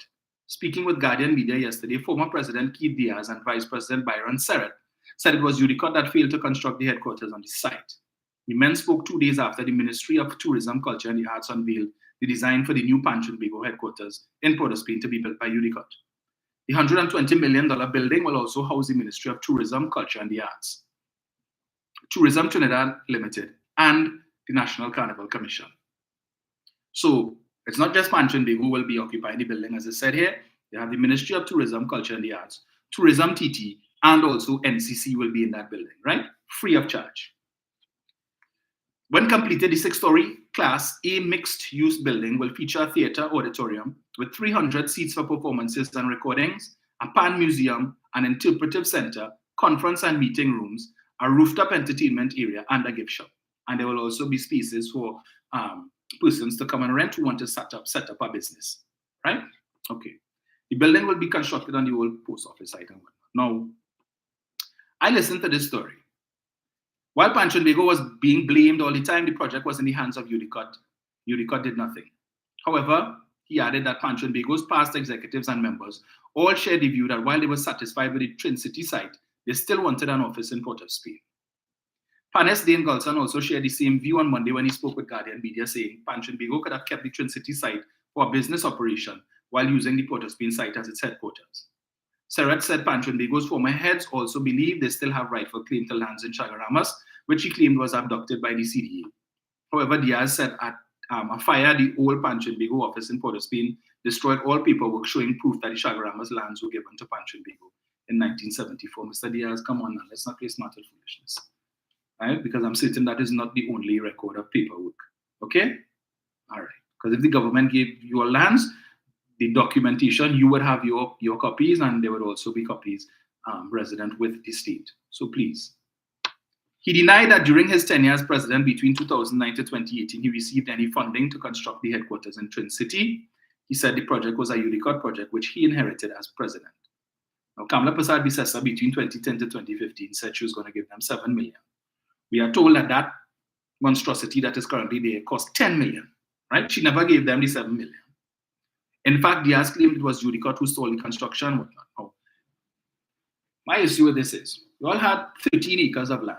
For the past 23 years, you've had 13 acres of land in Trincity. 13. We had grandiose plans. We're going to build the headquarters. We're going to put up a gas station. They want to put up a mall. They want to put up restaurants. Sounding nice. Yes, great, wonderful. Going to put up a Pan museum. All of these things. After 23 years, they couldn't even finish the headquarters. Mr. Diaz is saying that UDCOT was supposed to, but perhaps he could show us where in the budget money was allocated for that. Yeah, because in the line items, in the national budget, if money was allocated for UDCOT to construct, you'd see that there. Okay? My issue is this.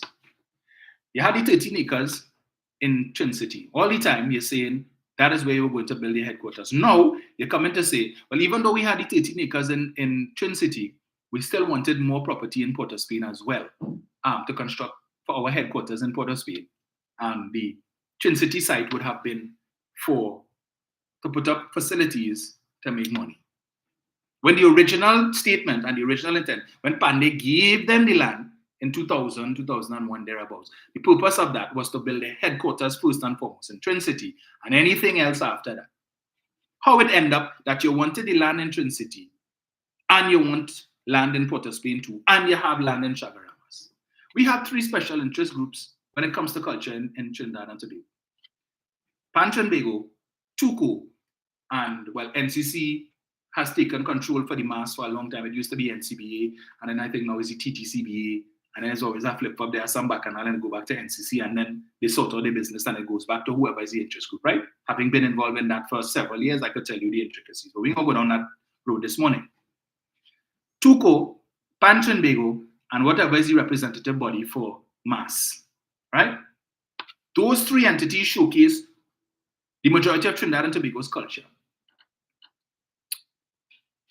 But they find now, yes, the pan is in the spotlight now. But Pancho and Bego, we want the 13 acres in Twin City. Now they're saying they wanted land in Port of Spain, which they get, and land in Chagaramas. What about the other two special interest groups? Where is TUCO? Anybody can tell me where TUCO's head office is? Now, if you look at the MAS made their own representation, TTCBA and so on, Roslyn Gabriel and these folks.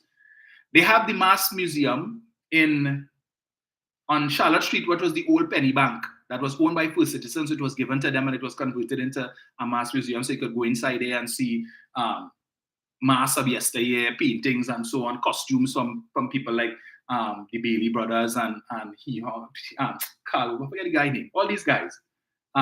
Harold Saldana and all of these, but you could go inside there and see stuff, right? It used to be up at the Savannah before Mr. Manning, and they would have demolished the old Savannah with the intention of building Carnival City, and then you recall that bunks up some opposition, right? Because they find it was too much money. Always that backward party is always not a good time, and it always have something better you could spend the money on. So Carnival City, when we heard Mr. Manning articulate the plans as part of Vision 2020, what should have been in the Savannah now, not what is, but what should have been, where you would have had a state-of-the-art first world facility where the roof could have retracted, right? And so open and close, and the stage, you would have been able to manipulate the stage so that it could go down and come up, and all of these things that Mr. Manning had planned. So remember, they say we don't need that. That's not important. You're wasting money. The money could be better spent to build road, to pave road, and build school and build hospital. That is always what the UNC says. So anything infrastructure-wise that the PNM tries to do, the UNC always says it's a vanity project, and we shouldn't invest in it. The Rapid Rail, vanity project. But remember that the same thing they said about the waterfront and government campus, vanity project. Today, those two facilities saving the state millions of dollars in rental money, money that they would have spent on rent, right? So we'll talk that on another day too. I need to discuss that. Always a vanity project when the PNM do it, but when they do it, oh, nothing wrong with it. The same thing I mentioned earlier about the one way into and out of Chagaramas. Remember what was their solution between 2010 to 2015? They wanted to build a causeway from Chagaramas to the waterfront for $10 billion. You remember that? $10 billion to build a causeway from Chagaramas to the waterfront. That wasn't a vanity project when it was announced. No, yeah, the supporters clap. Yeah, that is a good idea. But to build the Rapid Rail, to improve the transportation system, that is a bad idea. To build Carnival City, right? So every year, you have to spend millions to put up the North Stand and spend millions to take it down. When we should have had a facility that there year-round and you don't have to spend that money. So you make a one-time investment, put it there. And it wasn't just carnival activities. In Brazil, they have something called the Samba Drome. When I saw a friend of mine who went to Brazil Carnival, if you see it, right? We should have had facilities like that, but no. We have what we have, right? We have what we have. You put up the stage every year, you spend millions to put up the stage to take it down. You spend millions to put up the North Stand, and you spend millions to take it down. Every year, millions that should have been invested into a permanent facility. But that is UNC thinking. We don't need that. Now is not the time. We have more important things to spend the money on. But when they say $238 million to buy Rosa, that wasn't, they didn't have better things to spend the money on. But I continue. The point I wanted to make with respect to this complaint that we're hearing now, right? One, I see it as persons who are upset with, who are seeing things, finally you're seeing substantial things happening with Pancho and Bego under Beverly Ramsey Moore's leadership, things that wasn't happening under other presidents. I think she has been able to accomplish and achieve far more than her predecessors, most of them anyway. And persons who probably have ambitions whenever the next election is called for Pancho and Bego on seating Beverly Ramsey Moore, she has a track record that she could campaign on, right? And if more of these things happen, but you are getting a facility there, which would be Pancho and Bego headquarters, and you would be allocated space that you could rent out to make money. But all who complain in the land in Twin City and the land in Twin City, the fact of the matter is for 23 years, you all did nothing. You couldn't even complete the headquarters, but coming to talk about gas station and mall and restaurant, where the money was coming from for that. Pancho and Bego is still dependent on the state, as is TUCO, and whoever is the mass body. Well, TTCBA for now. They're still dependent on the state every year for carnival. All of them come in like Oliver Twist. Please, sir, can we have some more? They're not self-sufficient. Whatever money it is they make from gate receipts, well, whatever happened. But at the end of the day, Panch and Bago has now been set on the path of self-sufficiency, so that in the coming years, they could use these facilities to make money. So when carnival comes around, the government could give them less. And hopefully it will get to the point where they wouldn't need government intervention at all. But look at where Tuco is. Tuco headquarters is 2 rooms in an alley of Jerningham Avenue in Belmont. You ever go inside it? When you swing by Jerningham Avenue there, coming around the Savannah, and you pass the Ministry of Health headquarters and go down in the back there. A little alleyway, you go inside there, 2 rooms, there's Tuco head office. Where is the Calypso Museum? The people want to go and find out about the history of Calypso, and they want to see. You could go down to Reno-Rama in Diego Martin, like Kitchener old residence. But what about the others? Where we could go and get that information? You can't, because it do exist. And that's the problem. These special interest groups are too divided.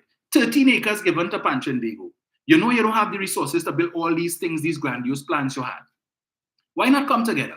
Go and sit down with Mas, sit down with Calypso, and the 3 of you all put your heads together and say, well, here, we have 13 acres here, right? We don't have the finances or the resources right now to develop 13 acres. Let us come together and pool our resources and create a cultural village.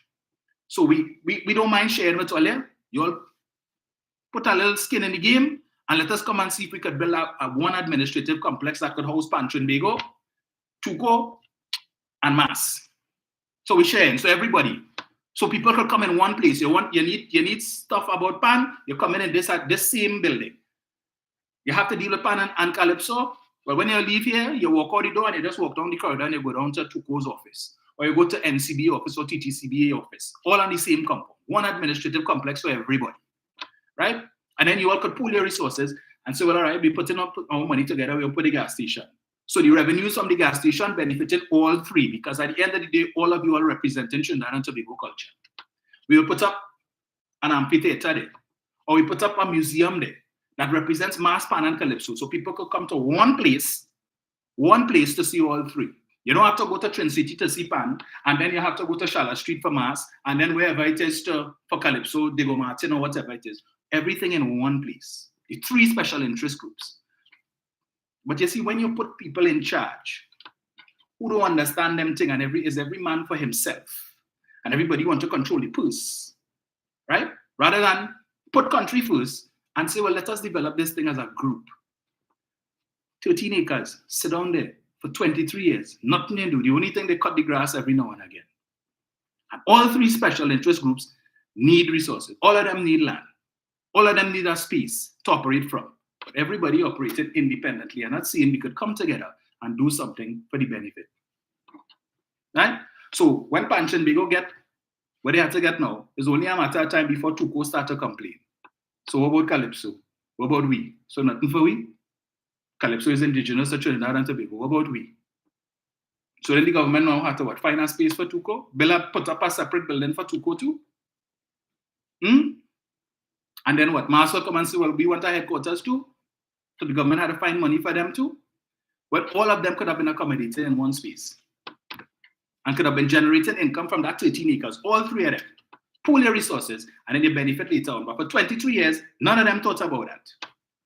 But today, griping about the land. Had you all done that in the last 23 years, the land would not have been available for Mr. Ambani to come and build a cricket academy. Hush all your mouth. Don't complain. Right? Because if you all want to remain fractured, well, then so be it. But accept the consequences that comes with being fractured. Don't complain. So we're waiting. You see who come in and complain from Tuco. But Rowley is the problem. 7701763. There are plenty of other things to talk about, but it's 8:15.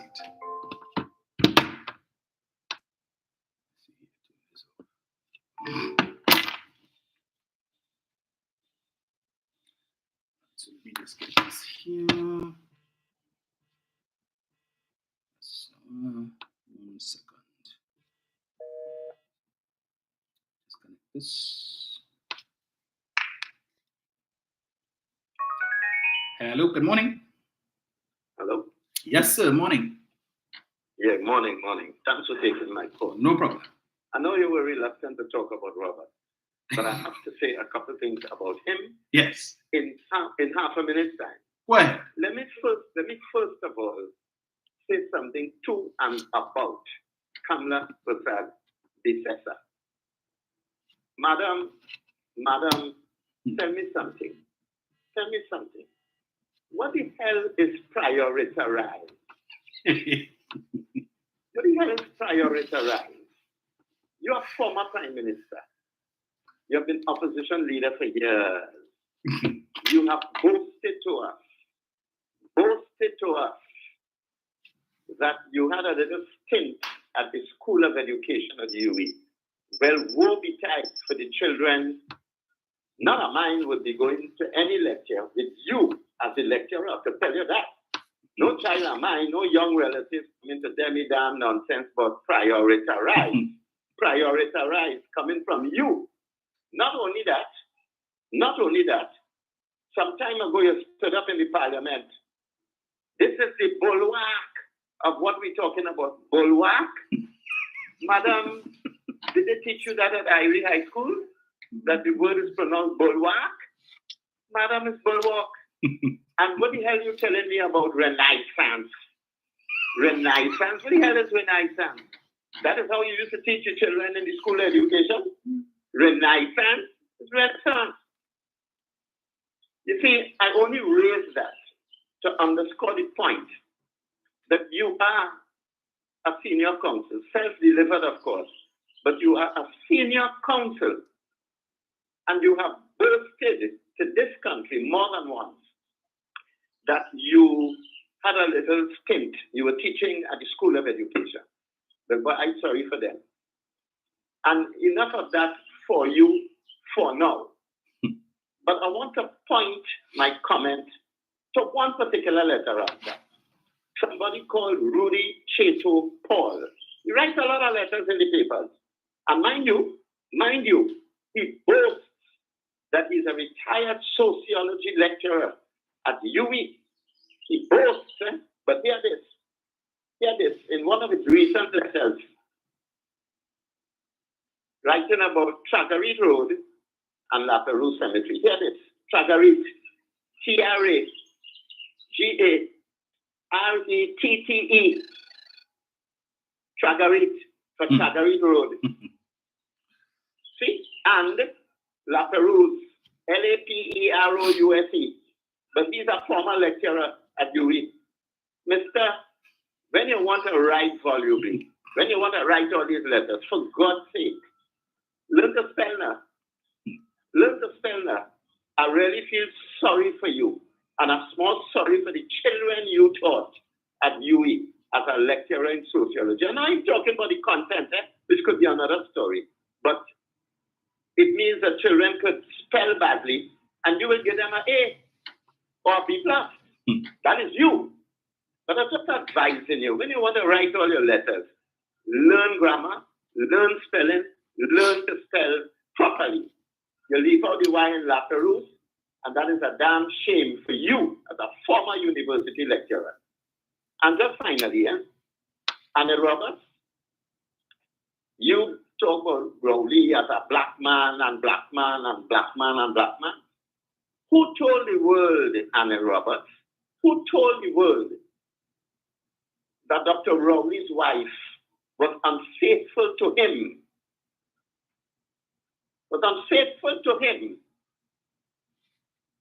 Where is that coming from? You, Annie Roberts, are a black man. Dr. Rowley is a black man. His wife is a black woman. Who said those nasty things about the man's wife? You, a black man, addressing a black man's wife. You and your nastiness. Who said if a woman wants to get a job in the government, she had to get Rowley boom boom? This is you?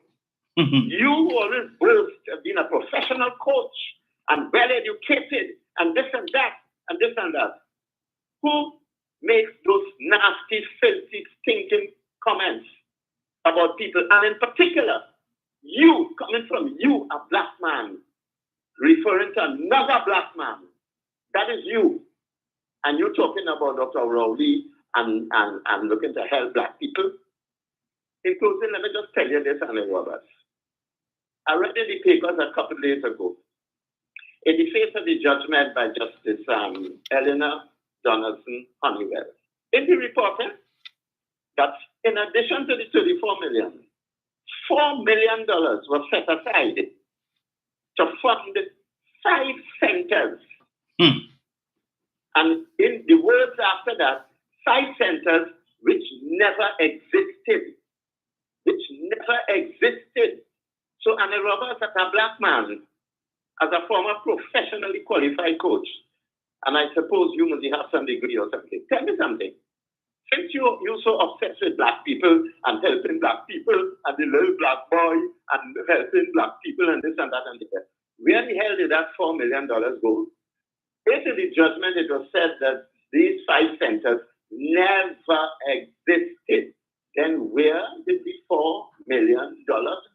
Mm-hmm. You have to tell the people of this country before you open your mouth. As a matter of fact, did the center ever allow you to act as prime minister? Even Pamela Allen topic a little too.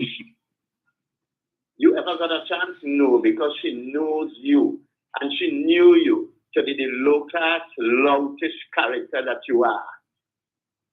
You are a black man. How come your Indian prime minister didn't give you a chance to act? As a black man, check your conscience, Mr. Roberts. Check your contents. Take very... Thank you, sir. All right. 1 second, Jenny. Let me just do this. 1 sec, callers.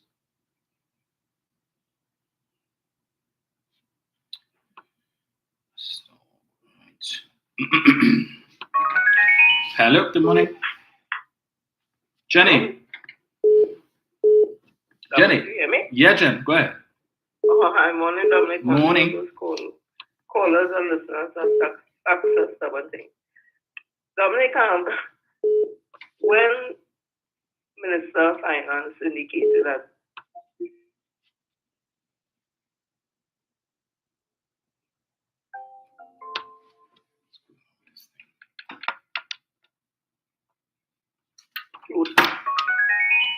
why they close?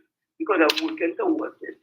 Certain things are being put in place, and as time goes along, it's becoming more and more where it's becoming cashless. So in the UK, Hong Kong, Sweden, Norway, and those countries, right? Mm-hmm. Finland, and etc.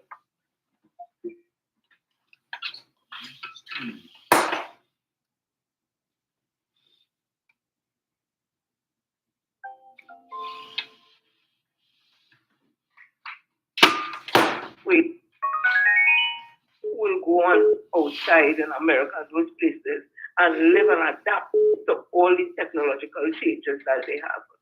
As we are right now, the pensioners used to get a check before. They don't get any checks no more. Some of them, they know how to use their phone and do this. They have us to learn to because they have us to get a bank account so that their money could go directly to a bank account. That was a change. There was some resistance from them before, but they get on board with it. They're all going, now their money is going to the bank. And I'm sure a lot of them have their Visa card or that card is like put in the ATM machine. Yes. So there's a step of going cashless. When we buy stuff online, we don't pay cash. Mm-hmm. There is a Usenet card. Even to get Netflix, you have to have a Visa card or credit card. You travel abroad, a lot of these stores, you have to swipe your card. You go in stores in Trinidad, and they have the machine there that you have to swipe your card. So this conversation, as if cashless is something bad. Mm-hmm. It's a part of technology, and as technology advances, these things will become a reality, so you can't run from it, you can't hide from it. It is happening. Globalization has closed the whole world down. We are just like a single market. Before technology, you start to write a letter, it would take 2 weeks to reach America. No, you don't have that at your fingertips. You just call somebody in Germany or wherever they live around the world. That is advancement. When we used to write letters to people abroad when I was a child, we never thought that the day you'll reach with a phone, you can make a phone call, or you could do a video call with somebody. And these things wasn't in our imagination. Phones used to be the rotary phones, one big thing. We never thought that you'll have something so small to slip in your bag and you can't even find it sometimes. So to those who want to chat there, this Winston, Basilio, whatever his name, come at the times now. And stop talking foolishness. With Tuko, the only thing the president at Tuko is interested in is a sensor calypso, which is our art form. Just like the steel pan where they're having a challenge with. Calypso is our art form, the way we tell our stories, our ancestors, enslaved African ancestors came here with that. The way we tell stories, Charles Wells and Nancy, that's what we do. But what he wants to do is sensor calypso so that it make it palatable, so that Indians could come back in the tent. And I want to ask him, when did the Indians used to support the calypso tent? The Indians that used to want to come back to the tent. Whenever they used to support it, because they saw it as a largely African thing, not an Indian culture. So really real about that also.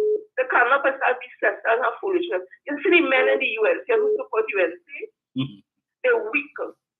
And I pity them, they're weak and pathetic. Because they have to hold on to a woman who clearly has some kind of substance abuse problem. We heard it all over. In order for them to get into office, they're weak and that's elderly abuse, and they're no man at all. That is why they have to always eat the vomit and come around her, because they can't stand on their own. And the reason why they don't like Dr. Rowley is because he's the man that they wish they could be. He's a strong man could stand here, and they're not strong.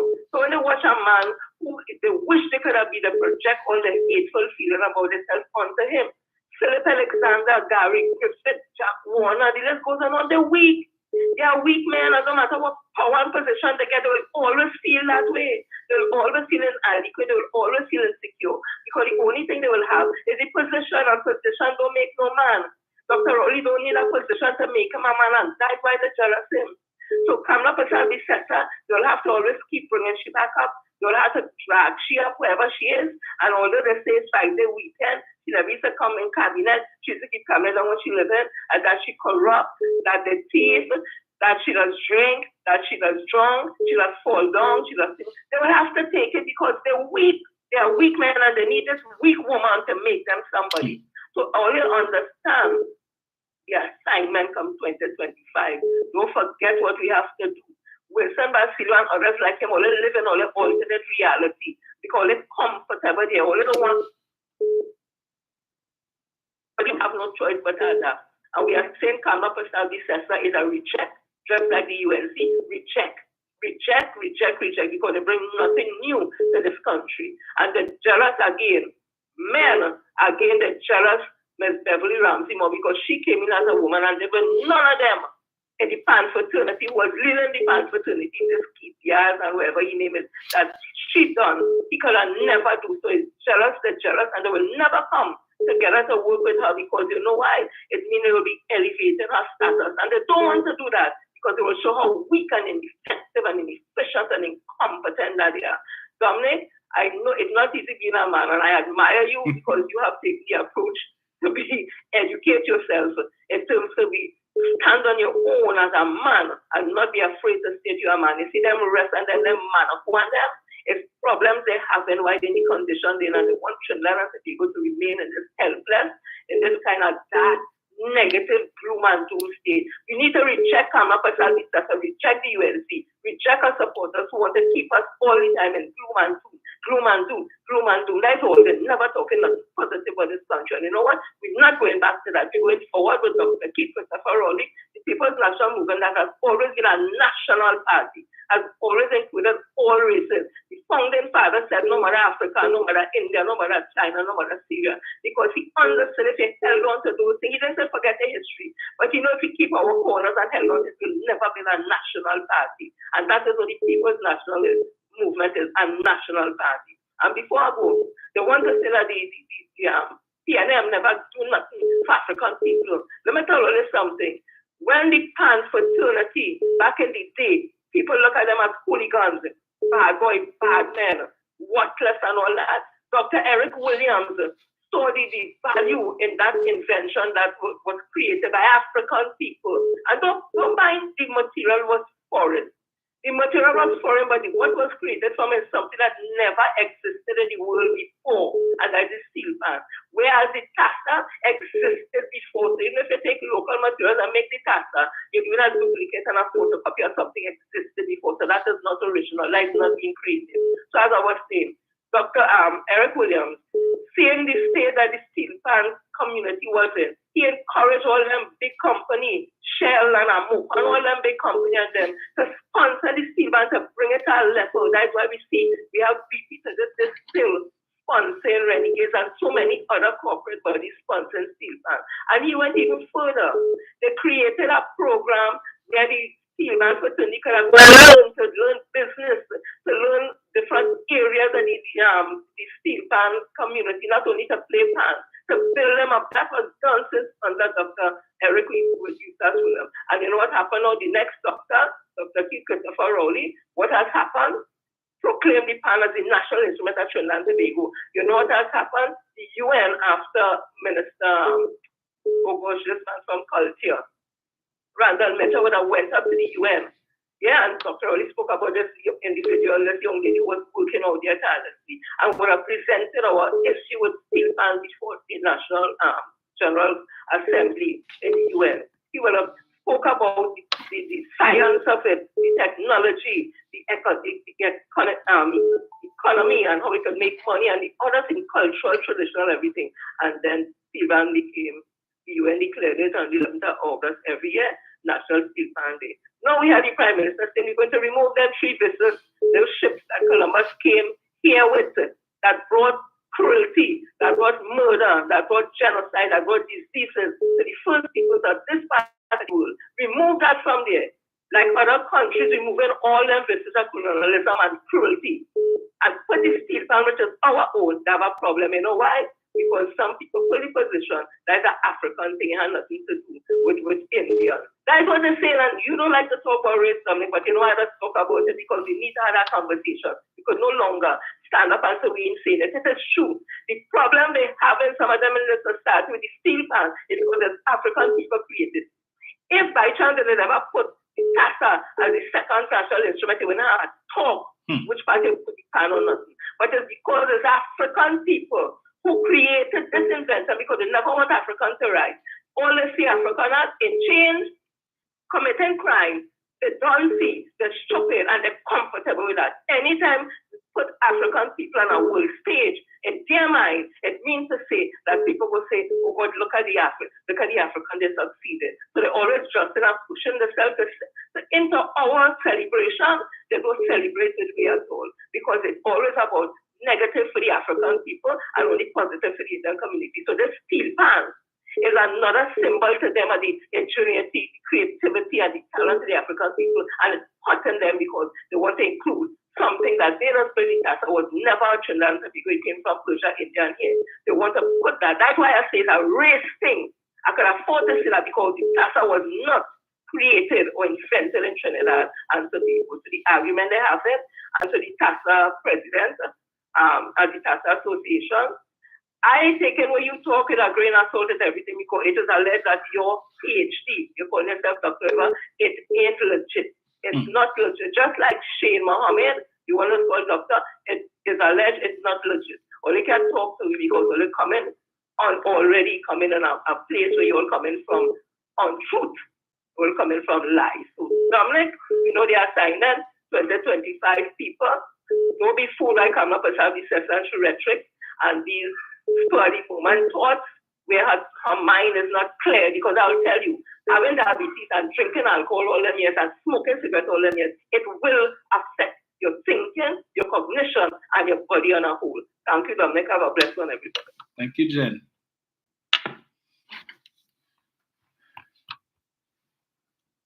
Right. So remember, I have another 27 minutes, so let's see who we have here. Hello, good morning. Hello. Hey, good morning, sir. Good morning, sir. How are you? No, I'm glad you raised that point about the cashless and concern. I was so aghast when I heard what I stated was. One, yes, I remember almost 10 years ago, a school friend of mine who now lives in here, he was doing, he was validating his phone, where they sent out, where he was a picture of the check, and he just sent it back to them. It was verified. So transferred his account so he could use it on here. That was almost 10 years ago. And he told me, this is moving away from having actual banks with president. When you go to most of the bank, there's a kind of kiosk that what is an extended ATM. You would go in and the post office, just like how on some of our machines, you actually seeing the likeness of a person here in a hologram type of way, and that person is asking you, that hologram is asking you what transaction you want from you, whether you would need to pay the bank or you could put everything there. Right? Yeah, and most times across there at that time they were moving away from businesses accepting cash. Right? Even for things like deliveries and food deliveries and that kind of thing. It was when they came, they had still a machine that they would check the card and so on. That was 9 years ago. Fast forward, as all over Scandinavia, was these countries like Estonia, Lithuania, Latvia, and so on. Recently, I believe that the people are helping us with our drive to tech smart and cashless. The digitization ministry, Senator Bacchus, are people, are professionals from, I believe, Lithuania or Estonia, right? So that's how the way it's going. And, that ministry, I saw information from them recently. They're saying, listen, any of the centers in all the country are now Wi-Fi, more than Wi-Fi enabled and so on. And a few of them are offering classes to the elderly and not so tech savvy to go in and get classes on. This is exactly what you're speaking about here. Cashless will work, how they do transactions, line, and so on. They wouldn't get how to do online banking. I'm saying, to me, a responsible who cares about the supporter, but say, listen, well, me, it was not, I do agree with that the government does, but you see, in terms of what we're out there with these centers, you all could avail yourself of that. That is responsible leadership, caring about wider society. Right? But now people afraid and want to save money in a bucket or under a mattress and so on. The very people who you claim being targeted by bandits and so on, the elderly and farming. So you want them to have their financial holdings in a more secure. So if they expand their appreciation and understanding of digital bank and the cashless system, it will come out with their own benefit in terms of personal safety. Not sure about it? Correct. You can understand these people. But your partner, Mr. Roberts, he should go back and remind us what was the cause for his impasse with DJ Lopes and so on. Right? He should back to that and remind us. And if you're hitting on Dr. Rowley, then I suppose he hit his father, Al Roberts. Right? Because no one is more African than his father. Right? So, and Roberts, they could make sense. You understand? Just how it was. Oh boy, but sorry, I should take that your low pony. Because we are on the high horse. So your low pony dragging on the ground. You understand what I'm saying? And I just want to say about this whole view about the coat of arms and so on and so forth. So, Mumbai was bombed, Chennai was crashed. And what did the Indians do? And they retained the name of the ancestral cities, the ancestral, sometime in the early 90s. And this is almost after about 60 years of independence, right? Mm-hmm. Sometime all former colonial societies do this. And I tried to explain that same thing about the name change. The person was telling me, but names were Anglicized. I say, yes, that is true. And what the Indians did was reclaim them, give them their ancestral title. And therefore, I'm saying after 60 years of independence, we other people have the right to really look at place names that were associated with people who were tyrants. And this is in no way to assuage or diminish our history.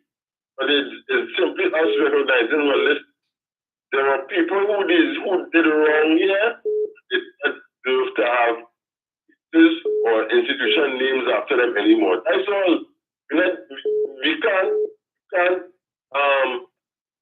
erase the history, but we could in some way assuage the suffering of those who were here first among us. And we could claim identity. For example, here was called after the hummingbirds by the first people, Airi. Right? Mm-hmm. Or Kairi. But if we want to reclaim the name and say, hey, we will give it that. What is wrong with that? What is wrong with that? The Czech Republic is now being called Czechia. Turkey is now being called Turkey.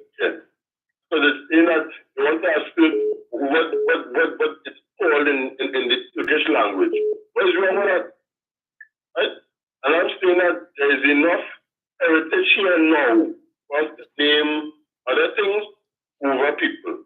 And if you want to remove certain monuments and stuff, you could put them in a space in the refurbished museum where there's open, to point to them as archival facts and still look. It's not a depiction of the people who would have come here. Nothing is wrong with it because it's done all over the world. Right? We just have a certain sense of maturity and magnanimity and understand this is about progressing in society. This is no way about discarding it totally. Like what some would say. But you time and place and you give it preference or reference as it ought to be. And it's quite simple for me. Have a good day, my brother. Thank you, sir. Okay. Thanks for the opportunity. Thank you. Hello, good morning. Good morning, Doc. Morning. Not being long. In Shell Inspector Ishmael have an issue with the guy who crossed the floor as a Muslim.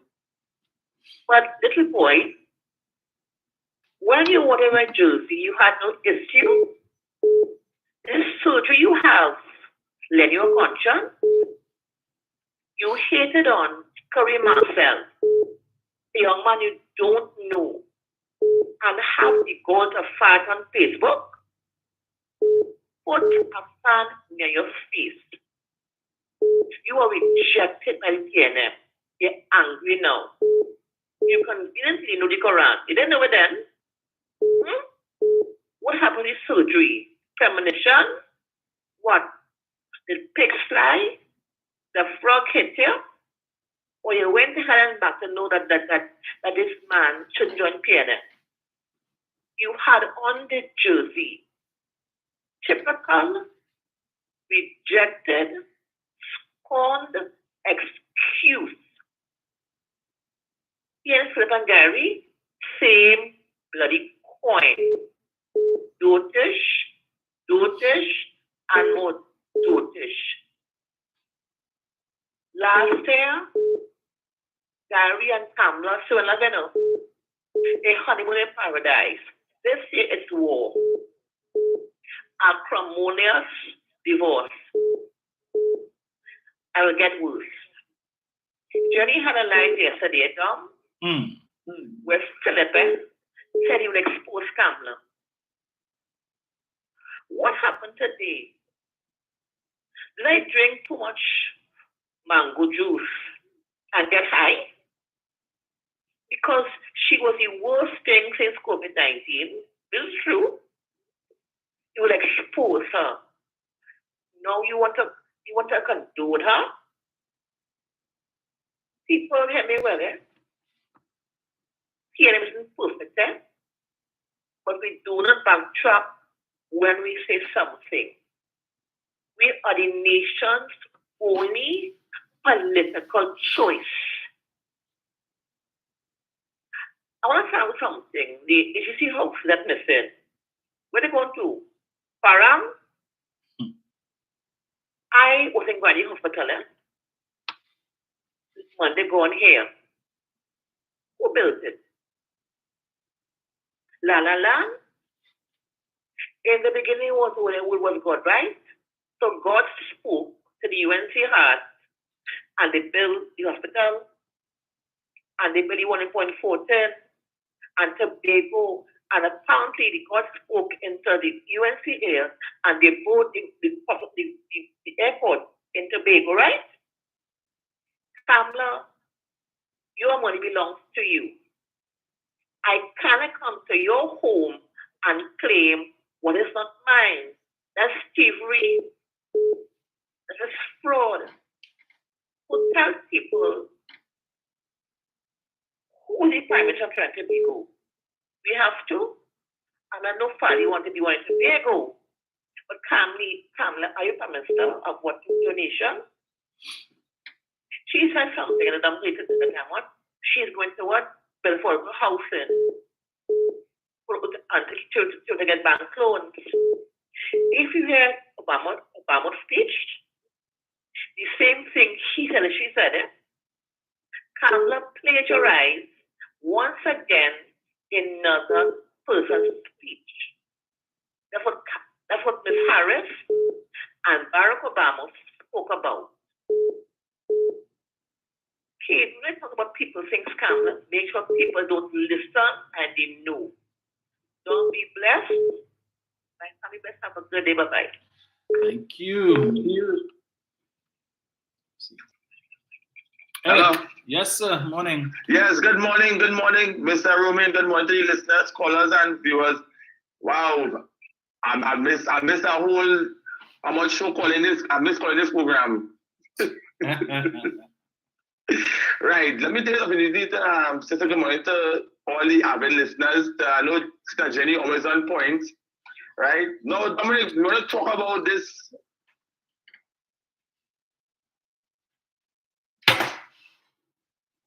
Hello.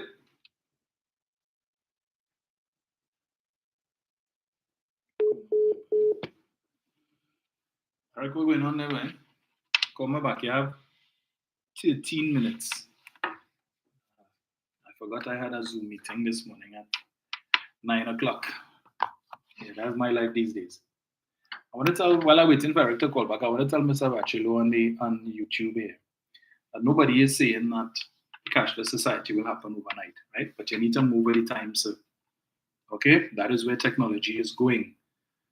As one of the previous callers mentioned, in the US, they have facilities. You could take a picture of a check. Somebody gives you a check, take a picture of it and send it, right? You don't need to go and deposit it in the bank and it will be cleared. These are the things, but why it is you all always had to be so backward just because the PNM saying that it ain't good? Come on now, man, let us get real.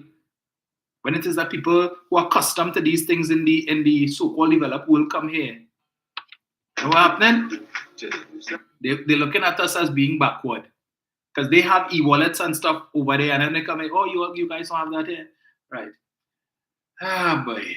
Well, let me see. I think Brian might be my last call for this morning. Yes.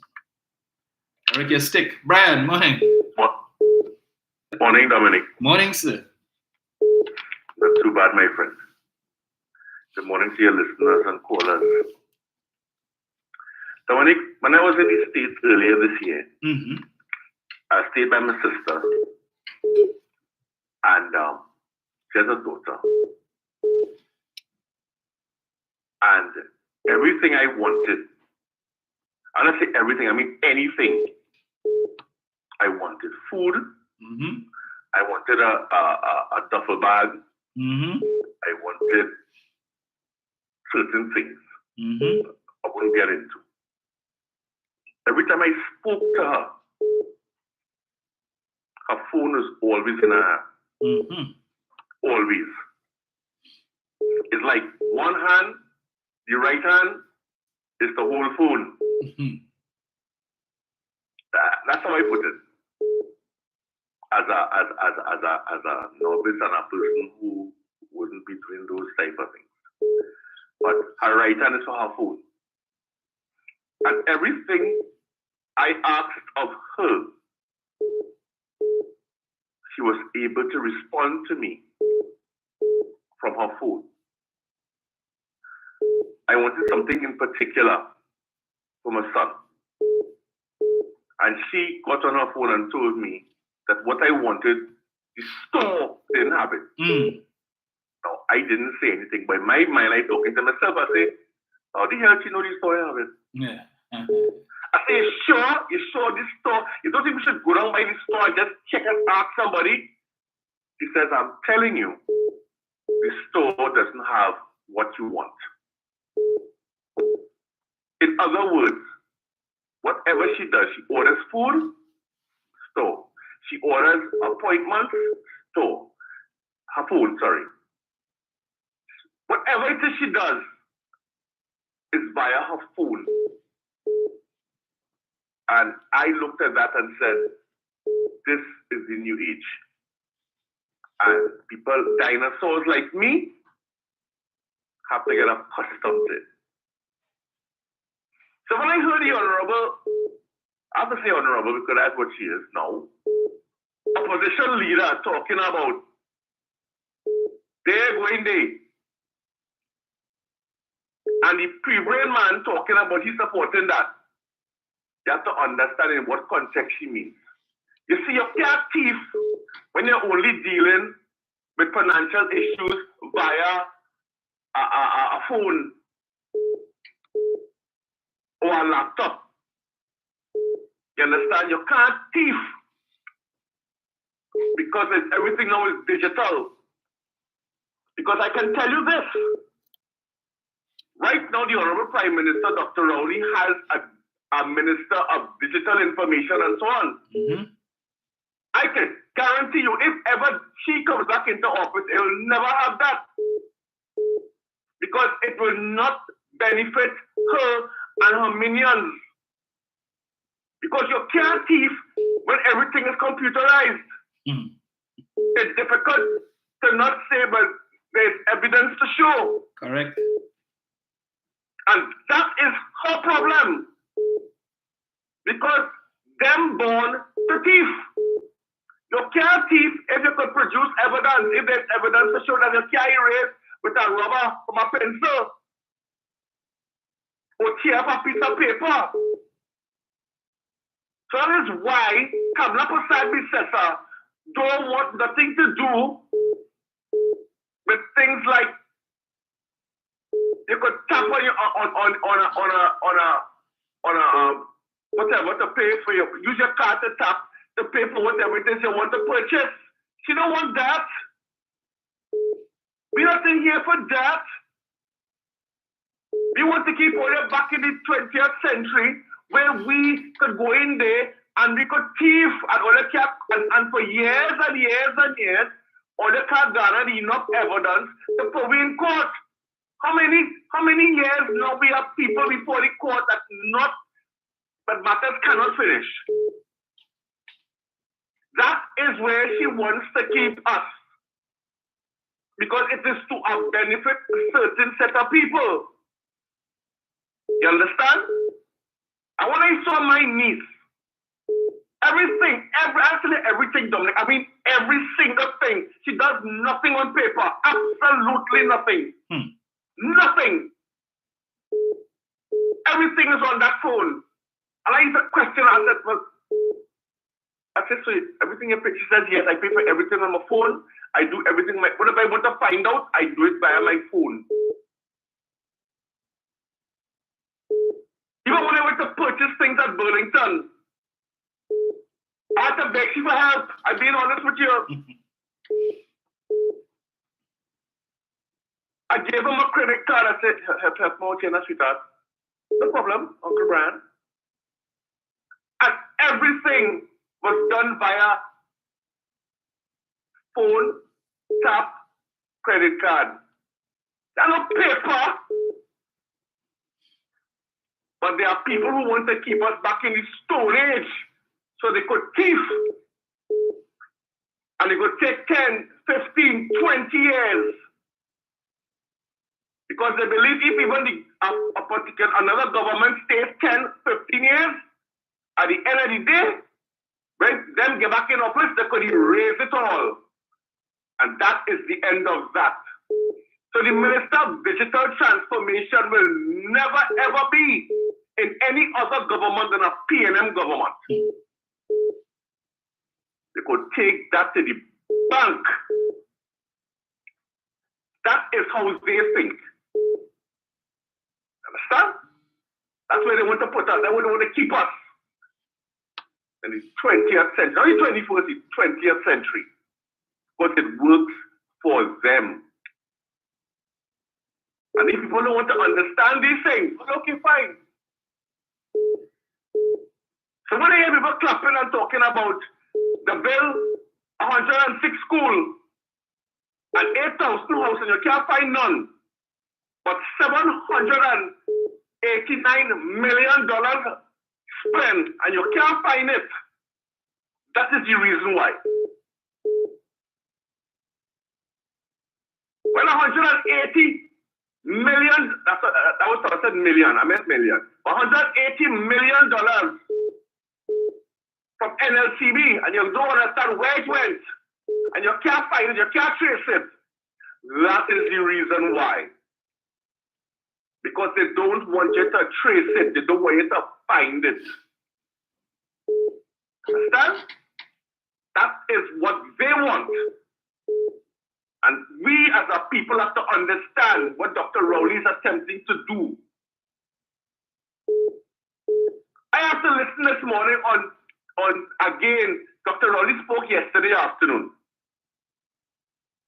Guess who Marlon Hopkins go have on TV6 this morning to respond to what Dr. Rowley said?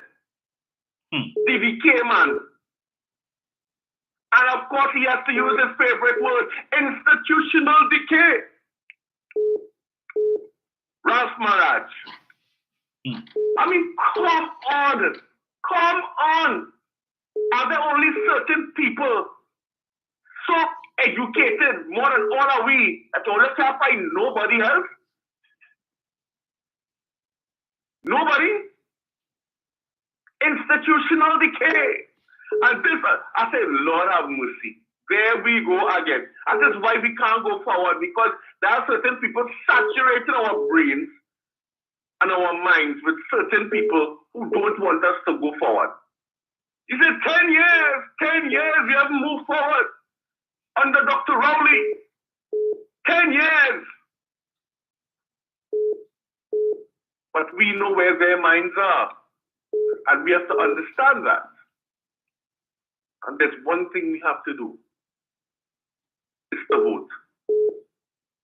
To ensure that these people remain where they are. They could talk as much as they want, but we must ensure that they stay where they are. Kamala put some business in Monday night at them build how much? 8,000 houses and most of that and all the hospitals and Rowley ain't do nothing. It's just dotish and we can't see and understand for ourselves. Is that what she's telling us? All these stupid set of people out there who listening to me. Hello, good morning, everyone. Good morning. Good Hi. morning. Hello? Yeah, Brian, go ahead. I have 2 minutes. Yes. You understand? That's what she's telling us. That the PNM may do nothing. That's what she saying to us today. I build all them schools, I build all them hospitals. Because we dotish. And nobody would challenge her and say, hey, woman, one young man down in the Superior Regional Corporation say, you see me? I fed up of this crap. I going across to the side that making sense. You hear what I call him? Annie Makaram. How they go beat him 10-1? How we ungrateful? How we this? How we that? How we the other? Imagine that. A mayor who wanted to get the clause on monies. So here what he do? He said we're going to put a shadow councillor, Victor Roberts, in your place. You can't tell we what to do. Did he consult the people of Superior West Faizabad? That's who they're going to put in place as a shadow councillor? Did he consult with them? I want to ask the people of Superior West Faizabad. Were you consulted as to who should be the shadow councillor? Or you had to take Victor Roberts upon your paper and stay easy? I was asking a question. Because I'm always talking about consultation and consult. Consult the people. Did they consult you all people of Superior West Faizabad?